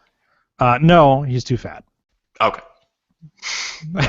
El Local. Yeah. The man won the only 40-man Royal Rumble. Come on. I mean, Del Rio, not Ricardo. I was just going to say Ricardo. Oh, I was going to say. Ricardo did compete in a Royal Rumble. Yeah, also, and even that was bullshit because the final two was Alberto Del Rio and Santino goddamn Marella. Yeah, that was, And that was in Boston, right? Surprisingly, that was the one we didn't actually attend, which I don't think it was. a mistake. That was the one in Boston, I'm pretty sure. Look it up. Go to the Wikipedia. Either way, it was a shit show. And if Ricardo Rodriguez would stick a little bit more towards local stuff, maybe he wouldn't be so fat. And Hey-o. Speaking of Santino Marella, this coming from a fat guy, by the way. Oh yeah, we're all fat here, except for. Speak for yourself. He's very svelte. I have a high nut diet. just like Kelly. Hey-o. Garbage is not very filling, so. No, it's not. Plus, typically the used tampons that you eat, that just kind of soaks up any of the grease that comes. Yeah, you drop them in some water, boom, you got some vampire tea. Yeah. That's a quick tip of the trade there for you folks out there. I'm writing it down right now. Yeah, please do. Speaking of Santino. Ooh. Speaking of Santino, I want to share this because Salas talked about it twice on both of his voicemails, and I think it's fucking hilarious that I ribbed the shit out of him last night during Monday Night Raw. We were talking about Rusev and Lana getting engaged and how it's posted on .com and whatnot, and he says I'm not watching live. Oh, that was your first mistake. So I said I am. Santino returned and answered the U.S. Open Challenge, to which Sal replied, I literally almost just dropped my pizza on the floor when you said that. I said, do you want me to tell you who won? He says, yes, just tell me. I said, Cobra, new champion. He says, nuh-uh, seriously? Holy shit. How many Cobras do you think it would take for Cena to actually have to sell that and stay down for the 3 count? All of them. So that was the 7 minutes between 9:41 p.m. and 9:48 p.m. I then get 2 text messages at 12:43 a.m.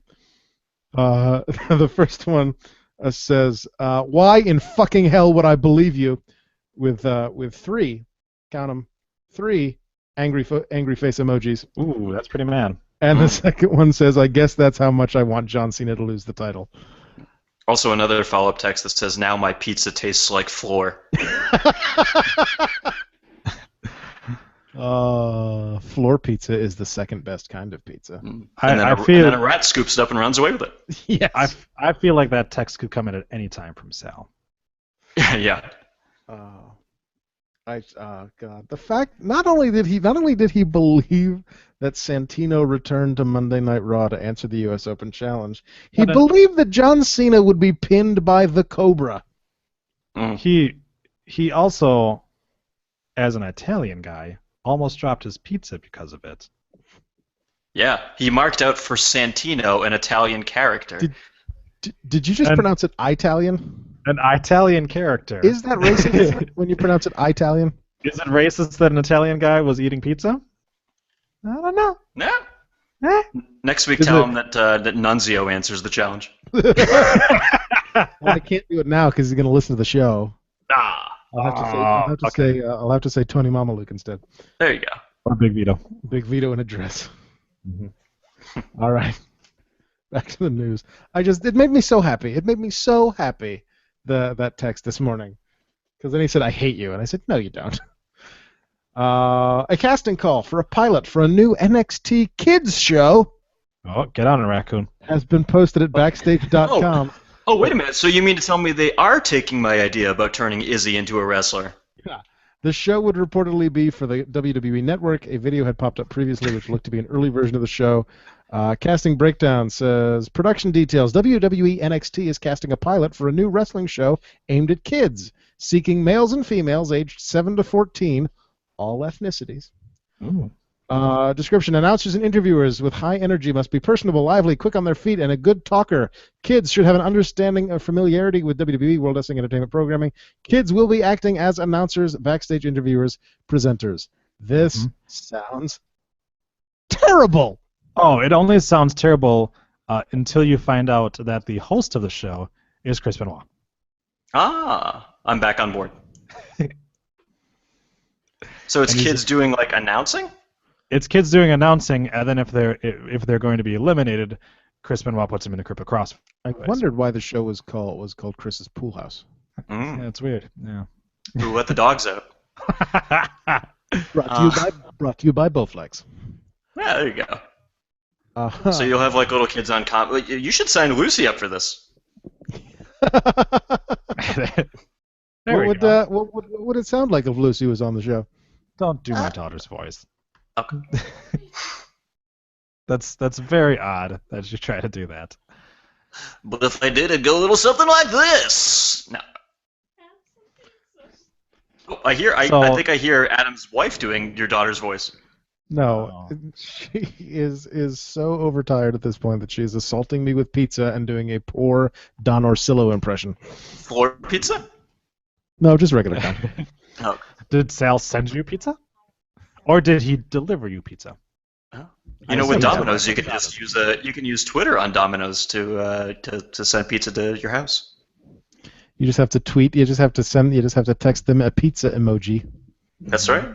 Those ads are so true story. In the early days of the internet, I delivered like 5 pizzas to my friend's house because you didn't have to just put credit card information.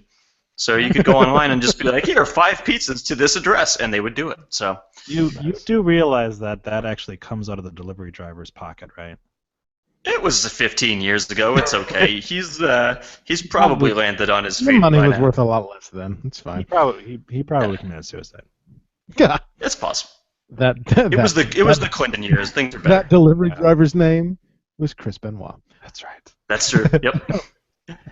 Or Santino Marella. Completely off topic. If a big jack dude who was missing a tooth came walking up to me to deliver me pizza, I would be like, okay, I totally ordered it. I ordered these 5 pizzas. It's my meals the rest of the week. Why are you holding a Bible? Why? Well, sir, you did prove me wrong. I noticed that your eyes are glancing over to the Bowflex I have in the corner. We're not going to get involved with that. Yep. I was going to complain about the Domino's commercials about texting the pizza emoji, but we've moved on. So you can complain about that. They are a sponsor, so by all means. You know what? I'll save it for the Pen15 Club. Oh, there you go. Okay. I will gladly talk about Domino's on the Pen15 Club because that's. I don't care if it's shit pizza. That shit got me through college, and you can vouch for that. Indeed, I got us both through college. I don't actually watch Mid Nitro in order Domino's. Yes, we did. We would watch Mid Nitro in order fucking Domino's and Nan Ling. Nice. That's true. Shout outs to Nan Ling. Nice. See, I don't actually watch commercials anymore, so I would have no idea what you're talking about on it unless you send me a YouTube link. I only watch them during sporting events, but with Raw, you just fast forward. I only watch them when I have to, when they pop up before YouTube videos. So. See, I have a nice network of illegal hackers who nicely take out the commercials for me, so I don't have to worry about it anymore. Yep. Nice. Yep. Come and get me, government. Oh shit. Coming for you, Mr. Robot over here. The Wrestling Observer newsletter reports that the promotional department at WWE has been told that WWE has been in talks with The Rock to do something big before the year's end. As previously noted, as happened like last week, I believe, WWE moved the Great One from the alumni section of the website to the superstars section of the website. Also, The Undertaker, he is said to be in much better health and is open to working more special dates for the company. He has already advertised for the Mexico tour later this month. Dia de los Muertos. So we might be seeing more of The Rock and The Undertaker in the near future in the WWE. I spell WrestleMania. Yeah. Well, by then, Hornswoggle's suspension should be up, so he should be able to put on the Undertaker costume again. There you go. The match. I think Rock as a special entrant in the Royal Rumble would be pretty cool. He doesn't have to win, although I wouldn't mind it. But he doesn't have to win, but you could put him in. I would mind it. Would he self-eliminate? Would he just go in there and Would he just go in there and rip a bunch of people apart? Would he self-immolate? That would be great. That's already happened. He's been thrown. Undertaker's been thrown in a casket and immolated before, so you know. Yeah. Technically, Paul Bearer has emulated, but that might not have been consensual. Technically, Paul Bearer has died 6 times. That is true. I can't wait for the immolation chamber match. That's going to be great. Sorry, I shouldn't say that since Germany already has to rename that one, so I guess they can't do that. Yeah, there you go. It's true, they rename it. Yeah. Go to the local car wash in the $1 DVD bin and find the latest Juggalo Championship Wrestling for that match. That's right. They used to do a video series called Stranglemania that was borderline entertaining. And featured wrestling matches. Now, the one guy ate the other one, right? Yes, that is a documented fact. Violent J ate Shaggy 2 Dope. That's why he looks like that. Okay. Sean, absolutely. Sean may or may not have used to enjoy. Former co-host Sean, of course, may not have enjoyed some ICP and some twisted music back in college. That's true. Hey man, I did it as well. I can't deny. They are bad. They are horrifically bad now. But here's the thing: it was a time. You grow. It's like Dane Cook. You grow out of it. Yeah. Eventually, you take a second and you're like, did I just sing along to an entire song about taking a dump? Yep. Absolutely. I think I'm just going. They work. I think I'm just going to eliminate this from Spotify from now on. Exactly. Although I don't think it was it was great lyricism about taking a dump. You really knew why that narrator wanted to take a dump. That's true. You felt it in the music, man. Their latest CD is literally just them putting a microphone under their butt cheeks. And so there's there's some really good production value on that one. Oh, Bill just texted me to remind us. Bill just texted me to remind us that it's Juggalo Champion Shit Wrestling. They changed it. It used to be Champion Shit. All right. I was just assuming that he was texting you to be like, look, no one is listening to this right now. I just want you to know you've lost every one of your fans. He texted you to say that he loves the Great Malenko, but the Amazing Jekyll Brothers was even a step up from that. He says they worked SCW once, SCW being Scott County Wrestling. They worked SCW once. It sucked. I'm sure it did. They worked literally every major promotion. They worked WWE, they worked ECW, and they worked WCW, which is a sad but true fact. You know what the sad thing was? They actually were pretty decent with the oddities. Yeah, they weren't. They had the song. People popped for the song. They popped for the song, and then Shaggy 2'd up into a leg drop. WCW, they got thrown off the top of the bus. That was thinking about Mike Awesome. That was Mike Awesome as that 70s guy powerbombing Shaggy 2 Dope into unconsciousness and sliding off the bus and cracking his fucking skull open. It was awesome. That was amazing. And it was awesome. And that's why their new CDs are terrible, because they got even more retarded after he got a fucking brain. That's literally how he forgot how magnets work, because he got dropped on his head so hard. Literally, you could just hear him after that line. You can hear him just mumbling to himself. Oh my God, fucking Mike Awesome. Jesus Christ, what did you do to me, man? What did you do? A little known fact, Shaggy 2 Dope was an astrophysicist, and then he got powerbombed off the Awesome bus, and then he's like, fucking magnets, how do they work? I don't know. And that, ladies and gentlemen, is the only 5-minute conversation you'll ever hear about ICP on this show ever. I wouldn't say ever. Not true. We'll tune into the Pen15 Club for a conversation about ICP. We're going to do an entire episode on ICP. Yeah, but that's not this. That's not this podcast. But it's a sister podcast. We're never going to talk about ICP on this podcast ever again.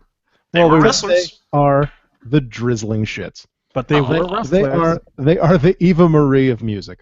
They are still wrestlers. That's true. They own their own promotion.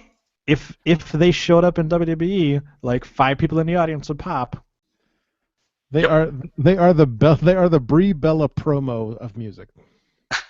Hey, you know what? You can still see Hatchet Man signs at your local wrestling shows, even on Raw sometimes. So hey. Yeah, I know a few. Yeah. I know a few wrestlers who consider themselves juggalos, and it makes me sad. Yeah. Or you can just visit your local Walmart and see a ton of the signs there too. Yeah. So you can get any place that you can buy Faygo, you can see Juggalo fans. There you go. Speaking of backwoods redneck bullshit, right. during last week's episode of TNA Impact, they announced something called the TNA World Series. Because they're going to play baseball? Exactly. Because, as we talked about last week, Matt Hardy had the championship for approximately 16 hours. 2 days. Was it 2 days? Okay. It was 2 days because that way Kurt Angle can still have the shortest reign at 1 day. And then gave up the championship due to an injunction. Apparently, this has been planned for a while, back to July, where they've been planning this out. But so it's the TNA World Series. It's bizarre. It's 4 groups of wrestlers. Ooh, this sounds great. And in the first round, each group does a round robin tournament amongst themselves. Mm-hmm. And then once that's complete, the top 2 in points from each group advances to a single elimination tournament. Okay. And then the winner of the tournament becomes the new TNA World Heavyweight Champion. What happens if there are ties in the points? Do they then do a 2-man sack race to see who is going to have the tiebreaker? Like the original NXT? I believe they will do the joust from the old American Gladiators. Oh, nice. With the pugil sticks. Okay. But so here are the groups. Does TNA still have enough wrestlers to even fill out this mini group? That's the problem. They've been taping. They've already taped some of these matches, so you will notice some names in these groups that aren't on the TNA roster anymore. And I want to point out one thing that you may notice, and we're going to do this Sesame Street style. One of these things is not like the other.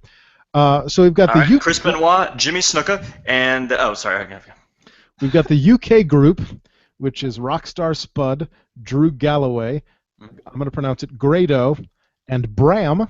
Grado shot first. Bram, of course, has been suspended and released from TNA for beating up his girlfriend. Are you talking about Guido? Nope, it says Grado, Grado, Grado. Also, Drew Galloway is not British. No, it says UK.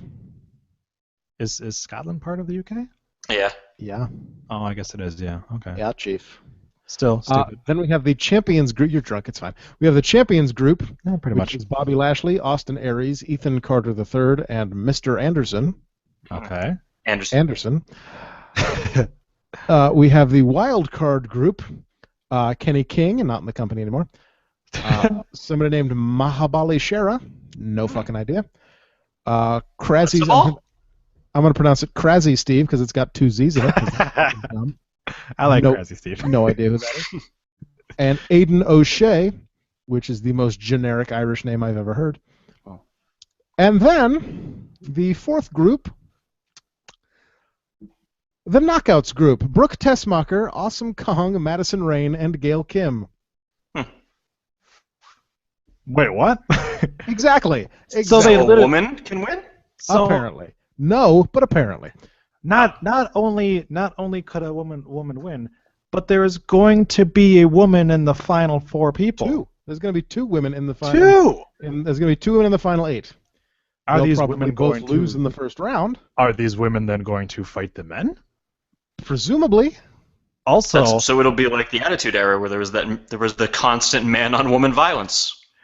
Also, if you legitimately do not have enough wrestlers to have 16 people, this is stupid. Why don't you just have one of them dress up as a different character and be in every single one of the ones to at least take up some spots? Yeah, pull out the old Curryman gear. Yeah. Find a generic lucha mask. Mm-hmm. So. You can have Austin Aries in the Champions one. You can have Austin Aries over in the UK one. Austin Ovaries in Dallas Austin Scorpio. Ovaries in the female one. And then nice. And then you can have Aries Austin in the wild card. There you go. Austin Areola also in the women's match. I happen to notice the lack of Matt Hardy, the guy who just recently won the championship. Jeff Hardy. There may be more than just these 4 groups, but these are the 4 groups that were known as of the time that I. Okay. Because there was a rumor at some point that they've already taped the finals of the tournament, and Matt Hardy beat Bobby Lashley. But then there was also another thing that said, "Oh no, that was just a regular match. That had nothing to do with the." It's actually because Matt Hardy has signed with WWE. That's why. There is a good chance that might be the reason. Bill says illiterate Steve is great, and Bram will do good against the Knockouts. Oh, wife-beating joke. Oh snap, Steve Austin. Chris Benoit. You've been planning this since July, and first of all, the best thing you could come up with was that we're going to have an injunction to vacate the title belt. That was your best chance of it. And then on top of that, this is what you came up with? Actually going to visit Impact Wrestling for the first time in about 8 months. Well, that would mean you and 5 other people. To see, let's click on the World Title Series here and see what we've got. All right, we've got Matt Hardy, Crimson. You've added some people. Tigre Uno. Oh, James Storm. Huh, that's weird. Hey. Davey Richards, somebody named Eli Drake, DJ Z, who's your boy Crystal Pepsi Ion. Yeah. Abyss is in the World Title Series. Robbie E, somebody named Micah. Okay. I actually heard they were going to put CM Punk into this World Series, but he's from Chicago, and no one from Chicago can win the World Series. Boom! Take that. Drop the mic. Mic dropped. I'm out of here. Yeah, you got it. You got to get everything. They might win this year, so you got to get that out as quick as you can. So. Okay. They'll you know that they'll blow it. They'll bring Steve Bartman back, and he'll fuck everything up. So if I put in list of current TNA wrestling employees, I get a page not found. Nice. Yeah. So then the second page is all people that we've already named. So apparently these other 8 people. There's 10 people on that first page, but it's groups of 4. So how the fuck is it gonna fucking? I think you've put way too much thought into this. Apparently I have. For a company that won't exist. I think I put more thought into it than TNA has. Because it doesn't make goddamn sense. So let's play a game. Hmm. Let's see how many of these people you know. We'll start off with an easy one. Okay. Abyss. I do know him. Aiden O'Shea. And his brother Joseph Park. Yeah. I have no idea who Aiden O'Shea is. Formerly Jay Bradley. Still no idea. Bobby Roode. Yep, his partner is now in WWE. Bobby Roode. Bram, sorry. No idea. Chris Melendez. No idea. Crazy Steve. Sounds great, but don't know. Nothing. Davey Richards. Was he British Invasion or something? No, he's half of the Wolves. In that case, no. Okay. Drew Galloway. Yeah. DJZ. No idea. Crystal Pepsi Ion. Eddie Edwards. You remember Crystal Pepsi Ion? It's the guy who killed. Pepsi. The guy who killed Jesse Sorensen. Yeah, that was great, and then got the title for it. Yeah. Yep. Eli Drake. No idea. He was formerly Sean. He was formerly Shawn Riker in NXT. Sure. Oh, no idea. Eric Young. Yeah, who the former champion Eric Young. Yeah. Ethan Carter III. Former world champion. Jesse Goddard. Nope. Mr. Is that Jesse Sorensen repackaged? Nope, that's Mr. Spectacular. Oh, nice. So I do remember that. Yeah. Lashley. Mahabali Shah. Unfortunately. Yeah. No idea. Matsuba. Mandrews. Sure. Sounds awesome, but no. Manic. No. Micah. Nope.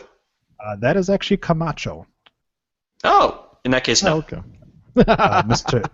Mr. Anderson. Yep. Robbie E. Yeah, he was like the Jersey Shore gimmick. Yeah. Rockstar Spud. Zack Ryder gimmick. Rockstar Spud, I know the name, but I know nothing about him. Tigre Uno. That is Alberto Del Rio, yes. It's one tiger. And finally, Tyrus. That's no Tyrus. Brodus Clay said he's not participating out of respect for Ethan Carter III. Oh, that's Brodus Clay? Yeah, that's Brodus Clay.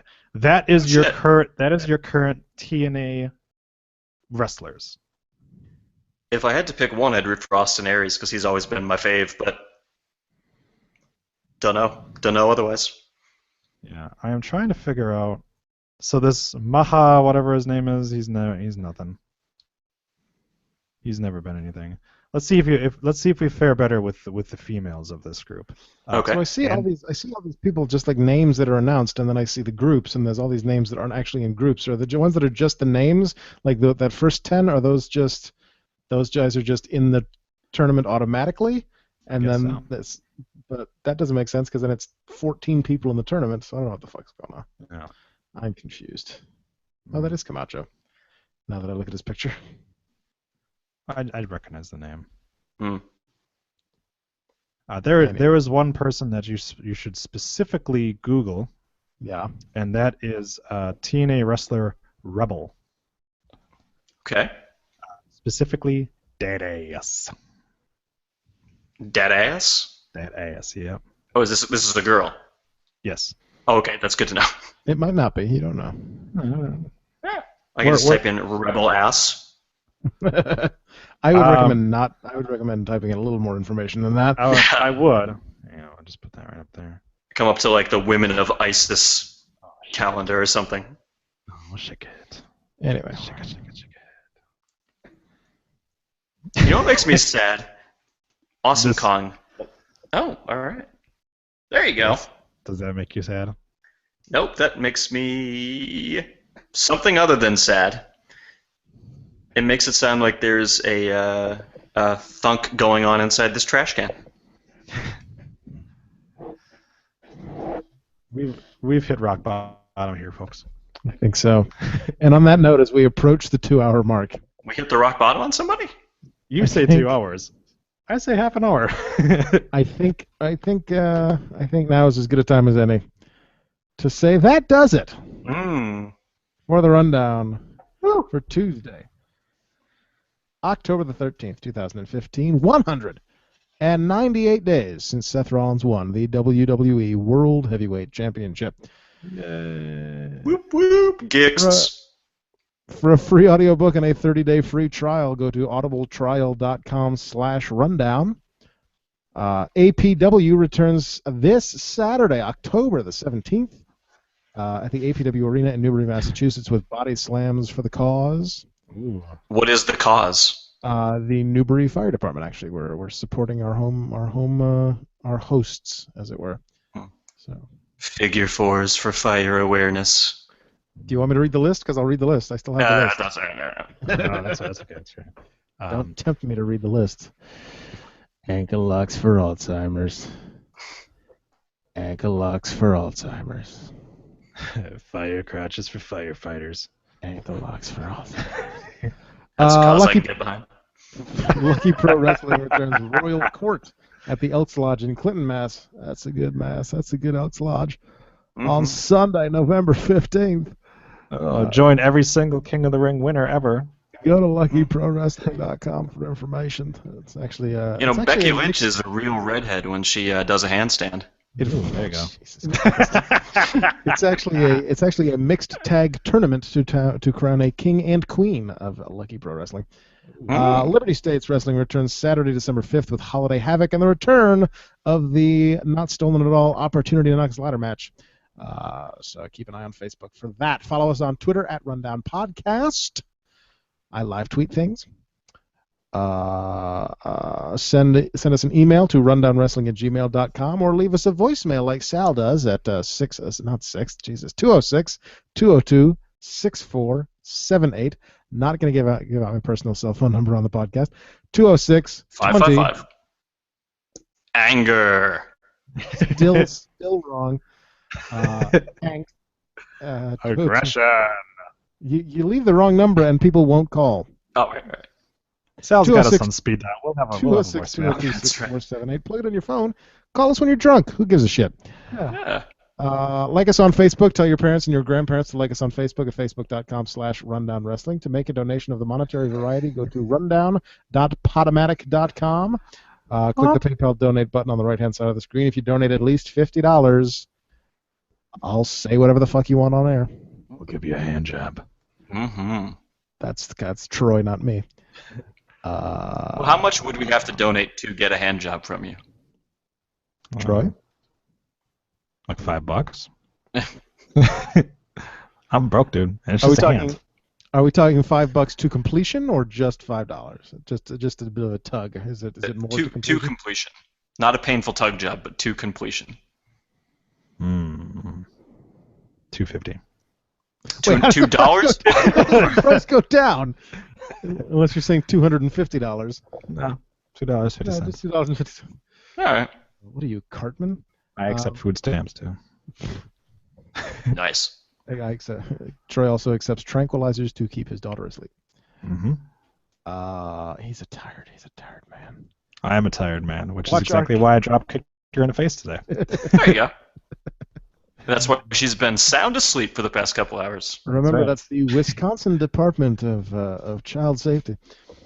She actually might be dead. I should probably go check on her. Yeah, it's possible. Did you put the dogs in the enclosed pool area? Watch archived episodes on youtube.com/rundownpodcast. I actually went and bought a dog just so I could put him in the enclosed pool space. And a Bowflex. Who would you rather put to sleep, your daughter or the dog? Toss up. Can I say both? Yes. Yep. This is going in a very dark direction. It's only dark if you make it dark. You made it dark. Circle us on Google Plus. Fade to black. At google.com/+Adam host. Feeling constipated? Get some relief at tinyurl.com/distant horizons. I was so disappointed a couple weeks ago when Andy started to read that and then stopped himself because I really wanted Andy to read his own plug as it'll make you shit. But he didn't, and that makes me sad. We have sister podcasts on the as yet unnamed podcast network. There's Shadowvane at shadowvane.net and Patreon, Patreon, patreon.com/Shadowvane. Does that mean I have to come up with a podcast too? Maybe. No, you've already got. I guess I already have. Yeah. No, what you were saying? And the Pen15 Club on Podomatic and iTunes. Maybe Stitcher someday. We'll find out. Oh, that's right. I was supposed to do that. Also, if you want to tweet to us, you can go ahead and start and try to help us name our podcast network. Yeah. Send your podcast network name suggestions to at Rundown Wrestling. At Rundown Podcast or rundownwrestling@gmail.com. Or at the Pen15 or at Pen15 Club podcast. At Pen15 Podcast. At Pen15 Podcast. I've only done one show, so it's Pen15 Club Podcast at gmail.com. Yeah. Or at Rockstar Troy. Yes. Follow me because I never tweet. Or Monday Night Gnaw at gmail.edu. Exactly. Yes. Speaking of which, we are. If you search for us on iTunes or on the Rundown Wrestling Podcast, if you subscribe, you get the podcast delivered to you absolutely free each and every week for $0.00. If you cannot afford a monetary donation, leave us a 5-star review because that helps other people find us. If you -5 stars. If you leave a text review, we'll read your name in your review at the end of a future episode. Also available on Stitcher, also free. Blah blah blah blah blah blah. Bleh. That's cool. pretty much all I hear anyway, so. What's up this week on Talk is Raccoon? This week, Adam Sandler is going to be on the show. Adam Sandler, really? Adam Sandler is on the show. The comedic actor or the director of The Price is Right? The director of The Price is Right named Adam Sandler? Yes, there is. Really? I didn't know that. Odd that you would know that.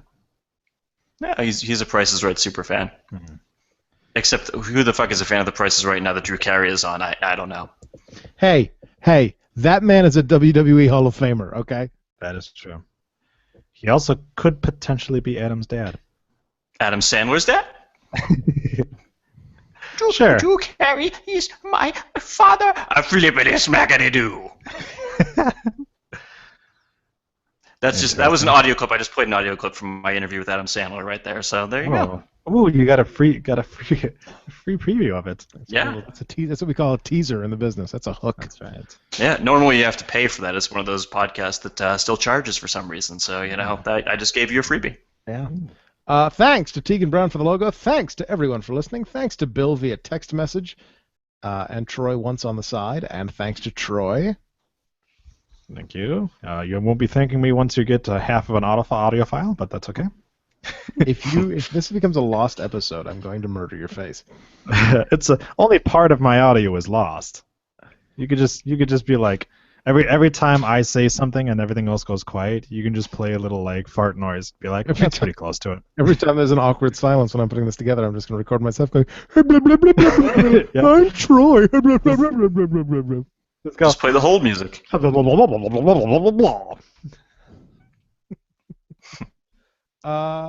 to Raccoon Reigns. But of course. Play the other clip. Play the other clip we just put there. Go see my movie Pixels on DVD. They said to cast the midget from Game of Thrones, but little people equal little box office. There you go. Okay, so we have that exclusive clip there, and tune in and listen to the whole thing. So Adam Sandler's anti-midget. He also is anti-Semitic. Yeah. Tune in and listen. Against himself. he did the Hanukkah song. Uh-huh. Yeah, says it's the worst mistake he ever made. O.J. Simpson. Yeah. The Thanksgiving song, though, still stands up. And thanks to I Fight Dragons at ifightdragons.com for the theme song. Next week, I believe, is our Hell in a Cell predictions. Troy, are you back next week? I don't know. Let's see how it goes. We'll see how it goes. That's what it's going to be touch and go, I think, from here on out. Mm-hmm. And as always, Jacob, good night and good luck. Fawn, Don, go fuck yourself. Yeah. So you're saying your schedule is a lot like Jared from Subway, touch and go. Oh. Yeah. Oh my. It's also, my plans are in its infancy. Yeah, just like Jared from Subway. Yes. Likes them in their infancy. Yes. And tune in next week. Oh, I missed that. And tune in next week for another suicidally murderous episode of the Rundown Wrestling Podcast. There are 3 of us, just like the Benoit household. Oh. Yeah. I call David. Oh, wait, shit. Oh, yeah, that's fine. And on that note... Don't let Josh listen to this episode. Oh, I forgot about that. It's funny. Well, I already did it. So yeah, I should stop. I should stop recording. You seriously lost part of your audio? Yeah, I did, dude. It crashed. Fuck. I'm sorry. How much? What am I supposed to? You know what I got to do? I just gotta rip the audio from YouTube. It's thankfully it's only about 20 minutes of it. So if nobody has to send me anything on Skype because I'm gonna have to rip this audio from YouTube. Aww. You don't want the rest of my audio? Because of Troy. Because Troy fucked everything up. Was it during the trivia, or? I'm gonna finally eat this pizza that I made two and a half hours ago. Floor pizza. Oh, he's leaving us. Oh, did he leave? I guess so. Oh. Boy, you make one mistake and you just get chastised. Yeah, that's what happens. This is the first time I lost audio. He lost audio last week. Yeah, see? Fucker. Or something went wrong last week where the audio didn't match up when it went on the when it went up. How long is this gonna take? 5 minutes to. Well, I guess it doesn't matter. I can still. No need to export the file now. Oh. Are you a Packers fan? Uh-huh. Nice. I think your team will be going against my team in the Super Bowl. I think we can just book it now. It's gonna be Brady versus Rodgers. Just book it right now. I see. Well, do not pass go. I hate to break it to you, but you lose in that matchup. I don't know. Does he legit not want us to send him the audio? I don't think so. He said he's going to rip the audio from YouTube, so it's going to sound like shit. But well, nobody listens anyways. Fair point. Fair point. Pen15 are any more downloads coming in for Pen15? I haven't got a notification yet on it. They only send it to me once a week, but I will look. Do you do it through Podomatic? Yeah. Okay, you can just check it anytime then. I know. I'm just lazy. Fair enough. I can try going. Let me look right now. Shadow Vane should be getting a shitload of downloads, I would imagine, since it's October. Prime time for scariness. It's Shit You Pants Scary Month. Goddamn right.